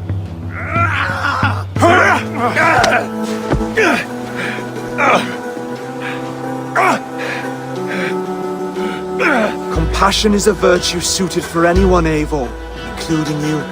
Thank you. Eivor decided to let him live. Rued is really angry about that. Being a Norse Viking, being put to the death in battle is your road to Valhalla. So he was basically denied access to Valhalla in this situation. Obviously, all of these decisions come into play later on in the game, so we have very difficult decisions for the player to make. We didn't want to have easy decisions. Yeah, you know, when I was playing, I decided to listen to Oswald and spare Rued's life, but what exactly is the relationship like between Eivor and Oswald?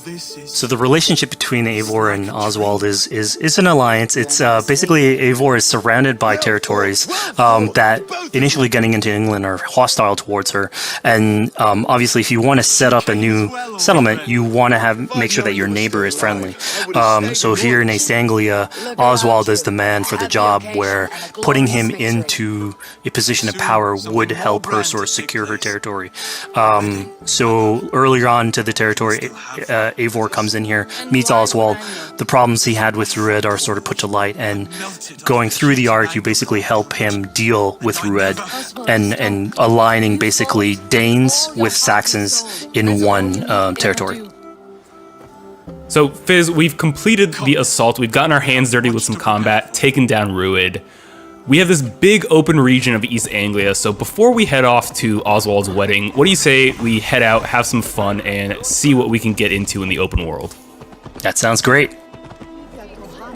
So we see a cat here with a speech bubble above it, and you best believe if you let me talk to a cat, I'm gonna talk to a cat. Yeah, these are some of our some of my favorite moments actually in the game, where we put out a whole bunch of events throughout the territory. And it sort of rewards, again, exploration, going around. It's a chance for us also to sort of showcase a different side of Eivor. A lot of the quests sort of deal more with like politics and warfare, and this shows a slightly more human nature to her. So it permits us to explore that character a little bit more. And so here, basically, like you're trying to help a kid with his cat, and ultimately get that cat to sort of join your crew as a cat raider. You just said cat raider way too casually. You're telling me I could have a cat Viking raider on my longship? That's exactly what I'm telling you. Oh my god, yes, I love it. Perfect.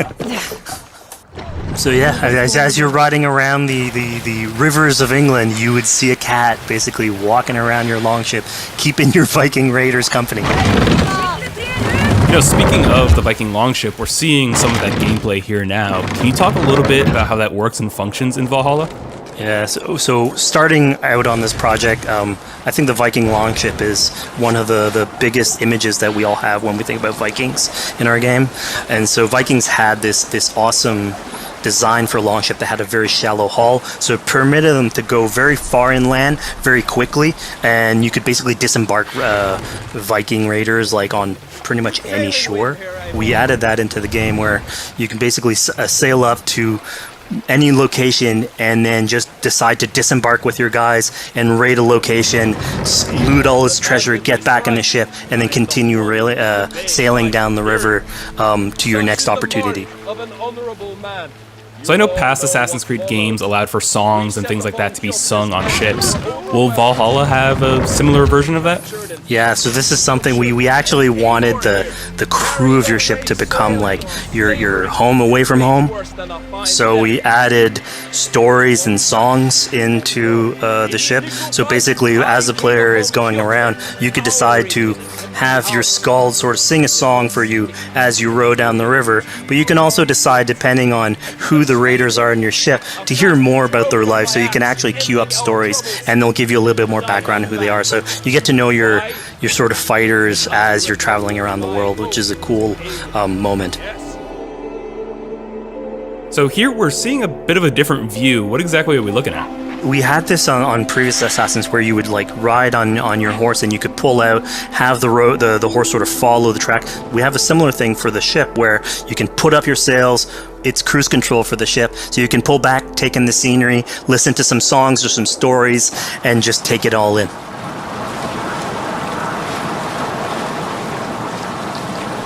So, you know, speaking of Viking songs, we have an activity here that's not exactly singing, but kind of related, right? Yeah, so here what we have is what we call flighting, which was an activity that Norse people would partake in. They would like to have a battle of wits and sort of poetry where insults would be thrown back and forth between each other. The idea was to try and have a good insult, but also to have a good rhythm and a good rhyme in there. So it's basically a precursor to rap battles. Here's the silver. Now begin. To all those whom I speak, they say Eivor's a clod. Then you're speaking to fools and their knowledge is flawed. Well... How exactly do you go about being successful in one of these? The trick behind a good flight was to choose the right insult, identifying the right cadence, and then trying to find what rhymed the best. I'm known for my might. Interesting. Silent whispers all claim that you're terribly dense.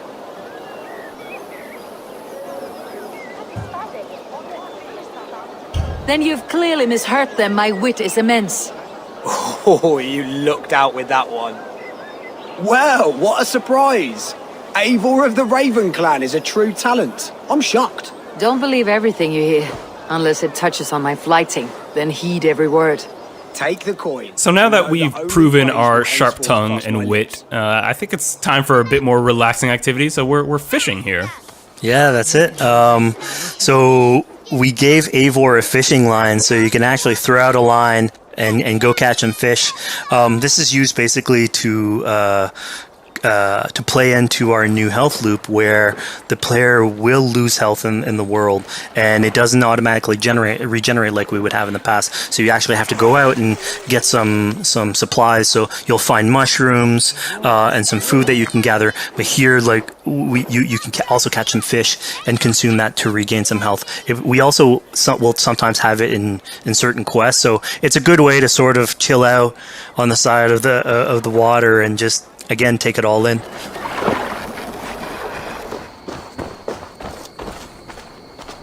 So this is what we call one of our offering altars. So the idea is that you find these around the world, and you make offerings to it. So it'll take like animal parts and stuff that you can find throughout the world. Here, what you're seeing, though, is sort of like a fancy version of it, where as you do your offering, you get interrupted by some kids that basically come and steal your stuff.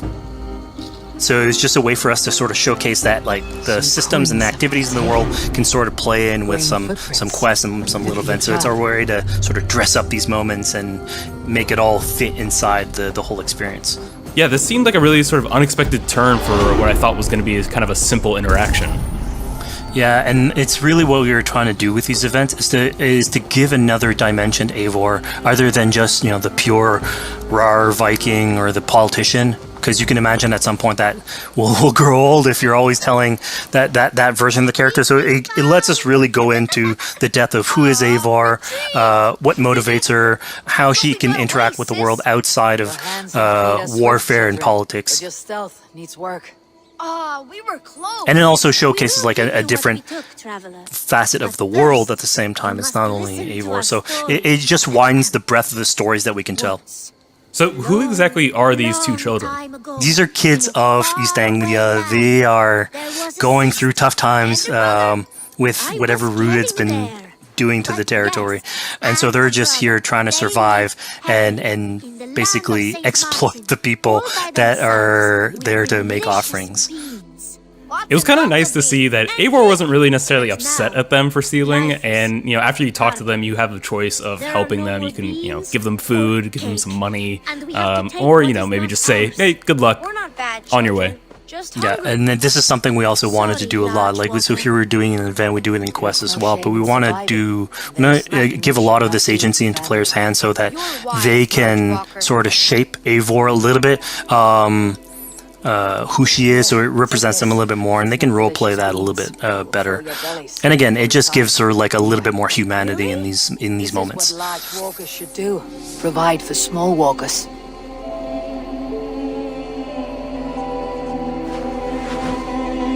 Here, large walker. A necklace. Yes, it's a St. Martin seal. You're welcome here anytime, large walker. You're one of us now. Visit us, okay? I will. Take care now, small green walkers. So I think AC veterans might recognize this here, but what exactly is Eivor chasing down? Yeah, so here you're seeing Eivor running down one of our tattoo images. So this is challenging the player on free run abilities, but also for fans of the series, sort of pulling at their heartstrings for some beloved features. So are we going to be able to tattoo Eivor? Yes. By collecting these tattoos, you actually bring them back to your settlement, and then you can customize different body parts, having different tattoos everywhere. So again, another form of expression, and it's sort of to represent that Viking culture. Fizz, one of my favorite things when I was just out there exploring East Anglia was coming upon a house or a building and realizing that there was a chest inside, but that there was no easy way in. And in this case, I saw all the doors were barred, but I knew that because there was a chest in there, there must have been some way to get inside. So I went around the back and, you know, found a way in. Yeah, I'm glad you actually caught on to that. You're pointing at something that we wanted to work on a lot on Valhalla, where we wanted the exploration to make you feel smarter. So we played a lot with puzzle solving, so making sure that every house that you find sort of appeals to you, like it draws your attention, and then when you want to come and explore, it's not given to you. You still have to work for it a little bit, so it'll challenge you on your observation skills, logic, just trying to find how do I get into this. So we play a lot with level design, quest design to offer challenges to players, and you basically come out of it like with a better feeling for the exploration, but you also get to see more of a story behind these locations, which we've crafted. So it gave us a little bit more time to sort of slow down the experience and tell a different version of a story.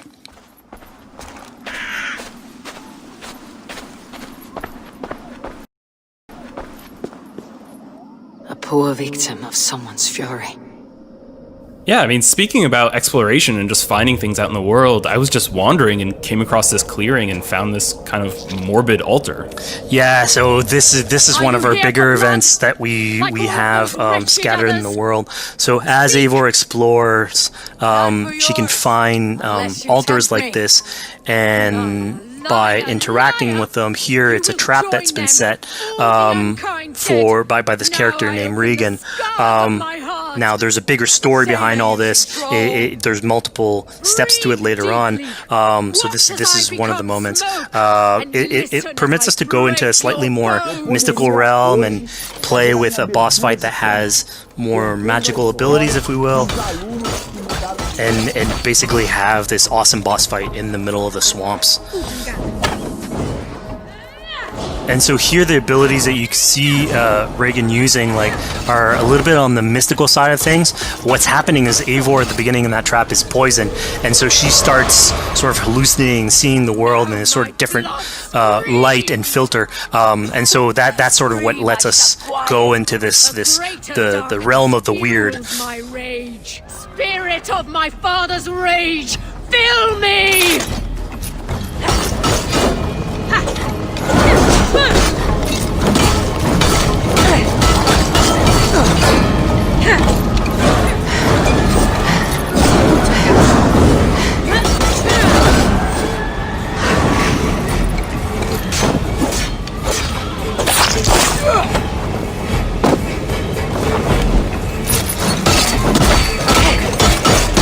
Enough, cracking and punching.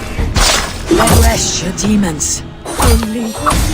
So we just saw here that Regan belongs to something called the Daughters of Lyrium. Yeah, that's correct. By finding the other daughters, you'll get a little bit more backstory on who they are, so we don't want to spoil that too much.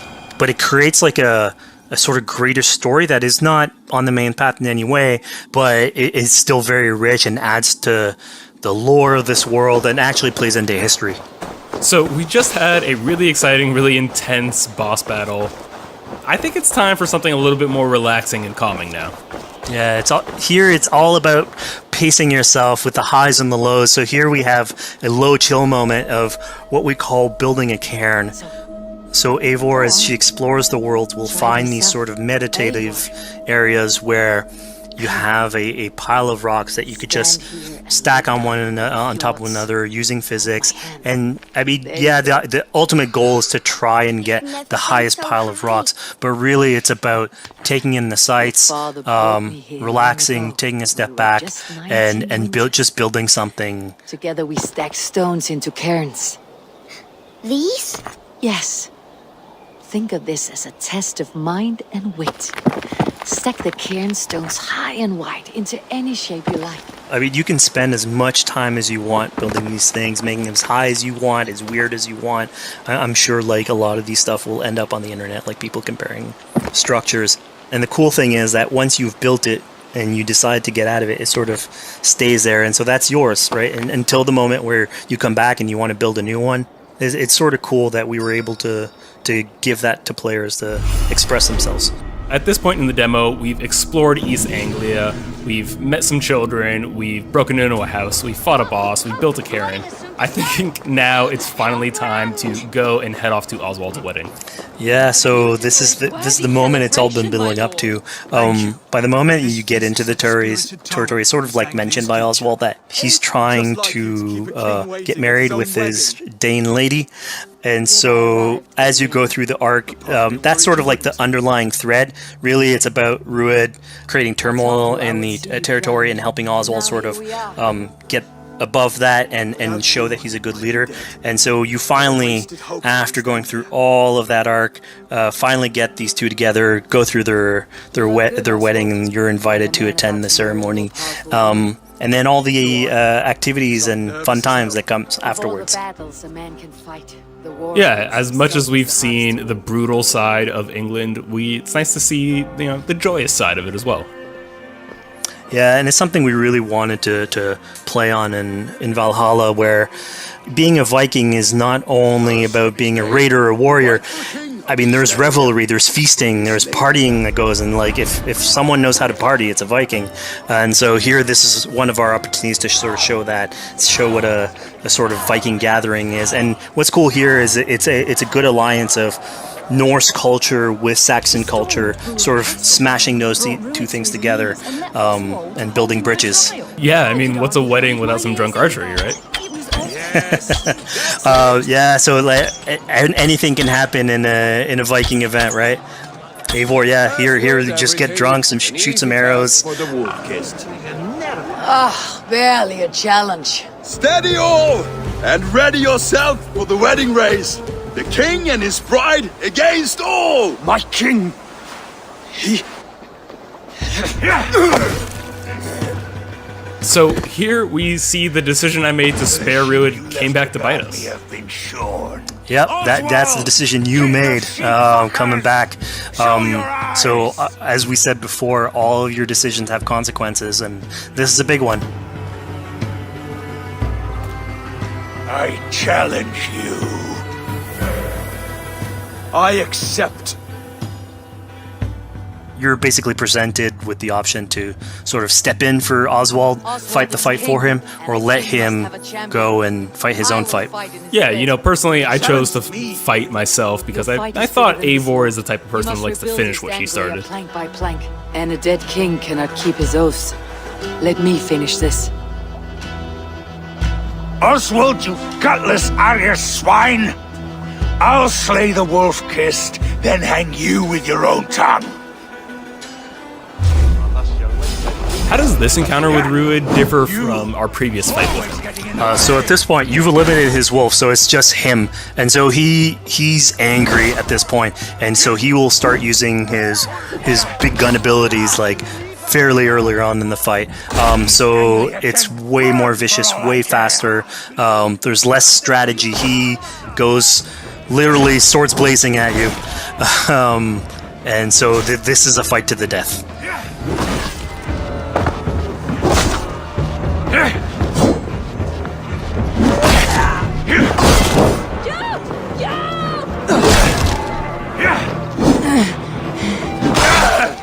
And of course here, like, this is a decision you made to go and fight him, but there's multiple outcomes to this scenario. You could have let Oswald fight his own fight and prove basically his station as the rightful leader. If you had eliminated Rued, obviously this would not have happened. It would have been a slightly more joyous occasion. But ultimately, in all scenarios, you still have an alliance with Oswald. He's proven to be the right leader for this territory, and to be a good ally for you. A great service. I promised you an alliance, and now you have it. And one day I will need you to make good on that alliance. So we're about to take off from the wedding, but Eivor decides it's a good idea to check up on her friend Finner.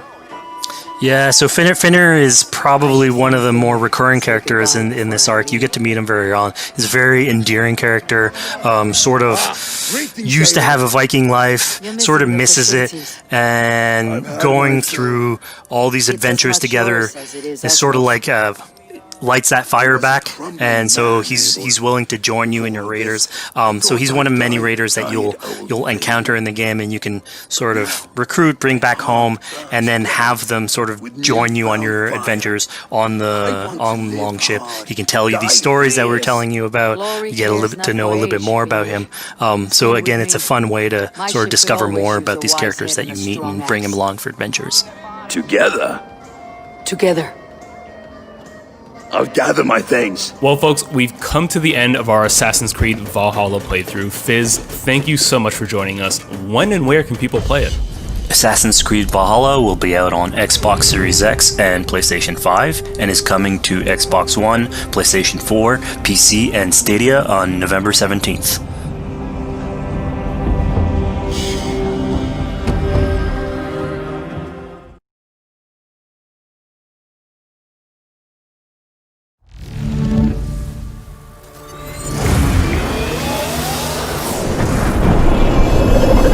Hey everybody, thanks for joining us. My name is Eric Pope. I'm the Senior Community Developer on Hyperscape. And I'm Graham Jennings. I'm the Senior Producer on Hyperscape. Hyperscape's now in its open beta phase, so you can go to Uplay and download it directly. So a little while back, we recorded a match for you so we could walk through it moment to moment, explain what's going on throughout a match of Hyperscape. There's a lot going on with hacks, guns, the gameplay. So Graham and I are going to walk you through it right now, and I hope you'll enjoy it. So at the start now, you'll see the insertion phase. There's the 3 of them in the squad, so they're trying to decide on where they want to go. It looks like Helios, which is one of the landmarks, is going to be one of the choices. So all the places we're seeing on the map right now with like a name above it, that tends to be a higher loot area, would you say? For one of the big yellow letter ones like this one, this is one of the landmarks. Landmarks tend to have higher density and higher quality loot overall. Which also means most people will be going there, so you might have... Usually have a few more friends if you go to a landmark. So in this case though, he's gone outside and he's found a supply crate. So he's starting to loot these instead, so he's looking for both hacks and weapons within those. Right, so the looting phase, many folks will be familiar with, but in Hyperscape you do have those supply crates that you may be lucky enough to find. And what's the deal with supply crates? So supply crates are placed around the world, so you'll hear them and then you can go and find them, and then inside them you'll find weapons and hacks. Usually you find slightly better weapons and hacks within them. Here now we've switched, so we're looking at Chimera instead. So he's in the landmark, he's in Helios now, and he's still in the looting phase. But as you can see from the red triangle up there, there's actually some friends, or not friends, in there with him just now. Yeah, so the action gets started, okay, right here. Yeah, so he's one-on-one, he's going with the Mammoth shotgun against someone who's using the heal hack at the minute, which is the red circle you can see. So that player's taking extra health at that point. Which looks like it helped him hold his ground against that mammoth. And I believe it helped him survive at that point. There seems to be a few other players in here just now, so the combat started and elimination's got his first kill. Sectors will soon be collapsing. Oh no, so he's just been eliminated actually. Yeah. So he just, he's been eliminated and he's turned into an echo now. So he's going to wait for his friends to bring him back. So he's going to go to one of these restore points, which are basically places where someone else from another squad has been eliminated, and you can be restored and brought back to life at one of those points. So the action pretty much never stops in the game. If you're eliminated, you're not out. You're not stuck watching a camera with someone else. You're still playing, you can inform your squad as to what's going on, and then you can call to be restored at one of those points. There's plenty of people, like you said, who ended up at Helios at the end. There's at least 3 other squads. So we can also see when you have a teammate who needs a revive, it's called out on your... Yeah, the green icon you can see at the side is him calling for a revive at this point. So Mr. Gomi's busy eliminating other players, which will cause more revive points to appear as well. This guy's low on health, so I don't think he's going to last long for that. Okay, so I see once someone's eliminated, they drop a revive point that you can use. What you'll actually see at the minute now is both Chimera and Elimination are both echoes, so it's just Mr. Gomi by himself at present time. So can he survive this and get through? He's going again. There's still a few other players in here, that's for sure. So that was the slam hack he used there. So basically he projected himself up in the air, he landed, he dealt some damage, and he's managed to eliminate the other player. Yeah, he got the elimination with it, which is pretty good. And then he's starting to bring back Chimera at this point, so he's now back into the game. Right. So he's got to reloot and find new weapons again, because when you are eliminated, you go back to just your melee weapon. Okay, so you don't hold on to your gear when you get eliminated. No. So this is the start of the decay you can see. So you see all these blue triangles that are appearing. This is how we basically do, map size reduction and zone reduction to bring players towards a smaller map into the center. So instead of having a circle that shrinks, we've decided to actually dissolve the map. And is it kind of the same? Will you always know which districts are decaying first? You can see from the map when you bring it up what's going, and you'll also see the icon when you turn on the left-hand side of the screen a second ago, which shows you where the safe area to go is. So at the top it will show you sector is closing, and then you've got the little icon of the person running with a distance against it. That tells you where to go to the next safe place.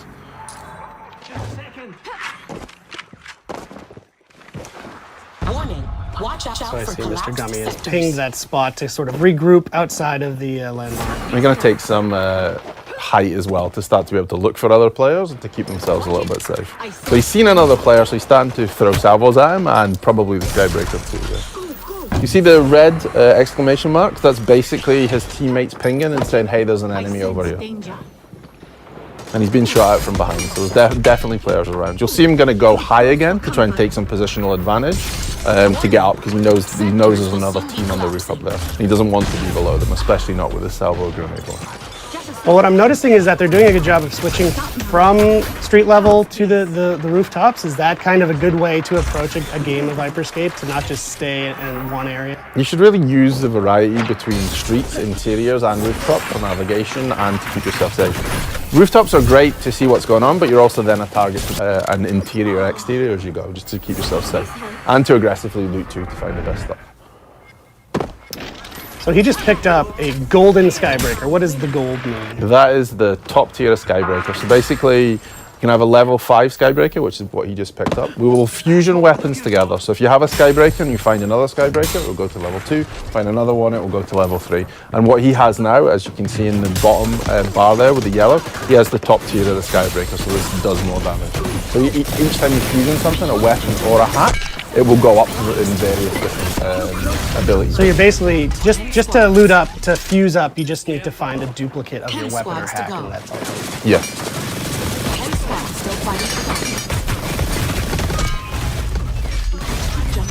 So you'll see though, on the left, when you see the other players' names, you can see that Mr. Gomi has 2 yellow weapons and a yellow hack. So he has 2 fully fused weapons and 1 fully fused hack. And how does healing work in this game? So healing will either work by I took damage and then I retreated and your health bar will come back up, or if a player has a heal hack, which he actually does at present time, so you see that in the bottom it says heal, he can throw that on the ground and then there'll be an AoE of heal, so both you and your teammates can come into it and it will heal you. And enemies cannot heal up in that same AoE? They can't heal up in your AoE, but they could also use the heal hack themselves if they wish. Cool. So you see them now, they're starting to hunt again. I guess I've heard some other players because you can see them starting to move around and there's a sense that they're not alone at this point. And there's a ping for an enemy, so yeah, the combat started again. So this guy finds himself in the middle of a bunch of the 3 players, so he's not in the best spot just now. And yeah, that's the end of it.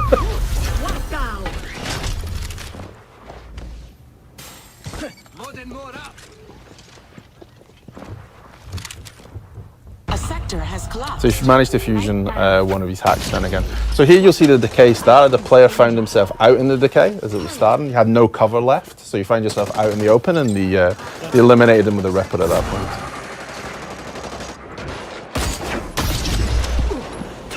And another one down for elimination. He seems to be on a roll at this point.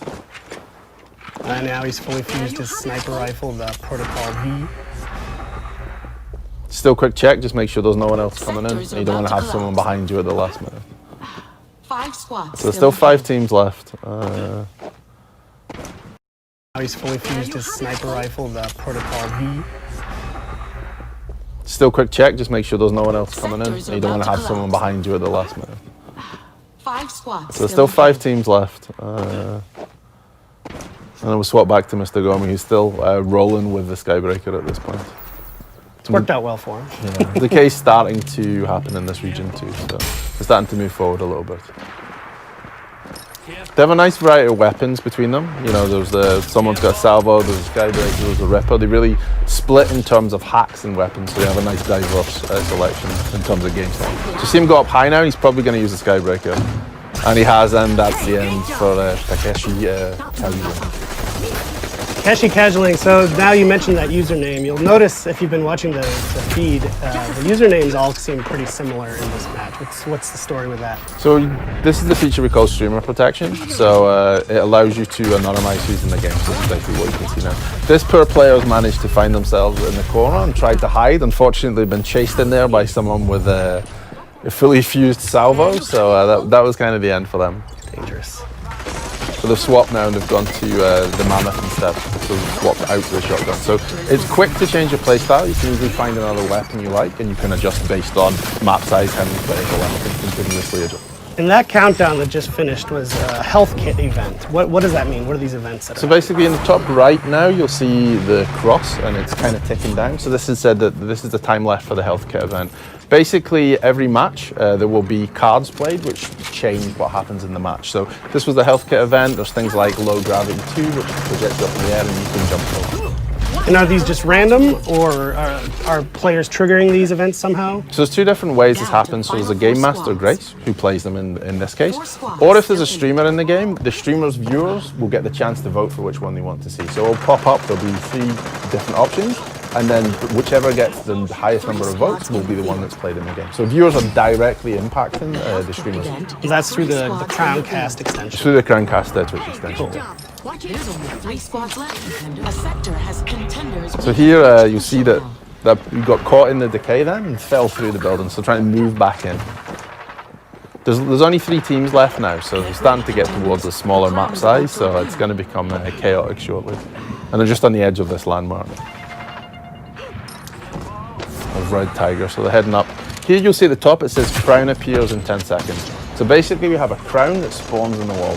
If a player grabs the crown and manages to hold onto it for 45 seconds, they will win that game through what we call crown victory. The only downside to that is once you've picked up the crown, everyone can see where you are and everyone's going to chase you.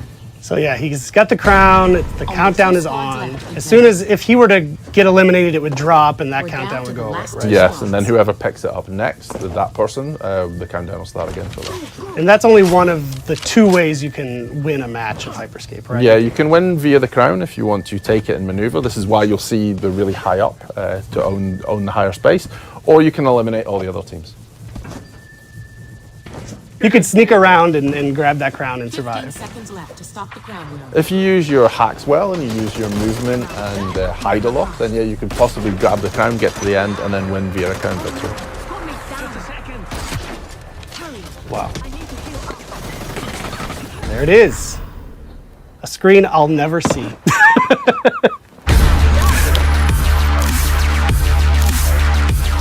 All right, well, that was just one match of the frenetic, fast-paced game, Hyperscape, that we are both very lucky to work on. Thank you for joining us. Thank you for watching UB4ward in this post-show. As we mentioned before, the game's available right now in open beta on PC. Just go to Uplay to download it. And we're also thrilled to be taking part in the Twitch Rivals event. The information appearing magically on the screen below us. So Graham, thank you for your time. Thank you, Eric. Have a good day. And we'll see you in the Hyperscape. Matias. Fala pra Jenny, está finalizado.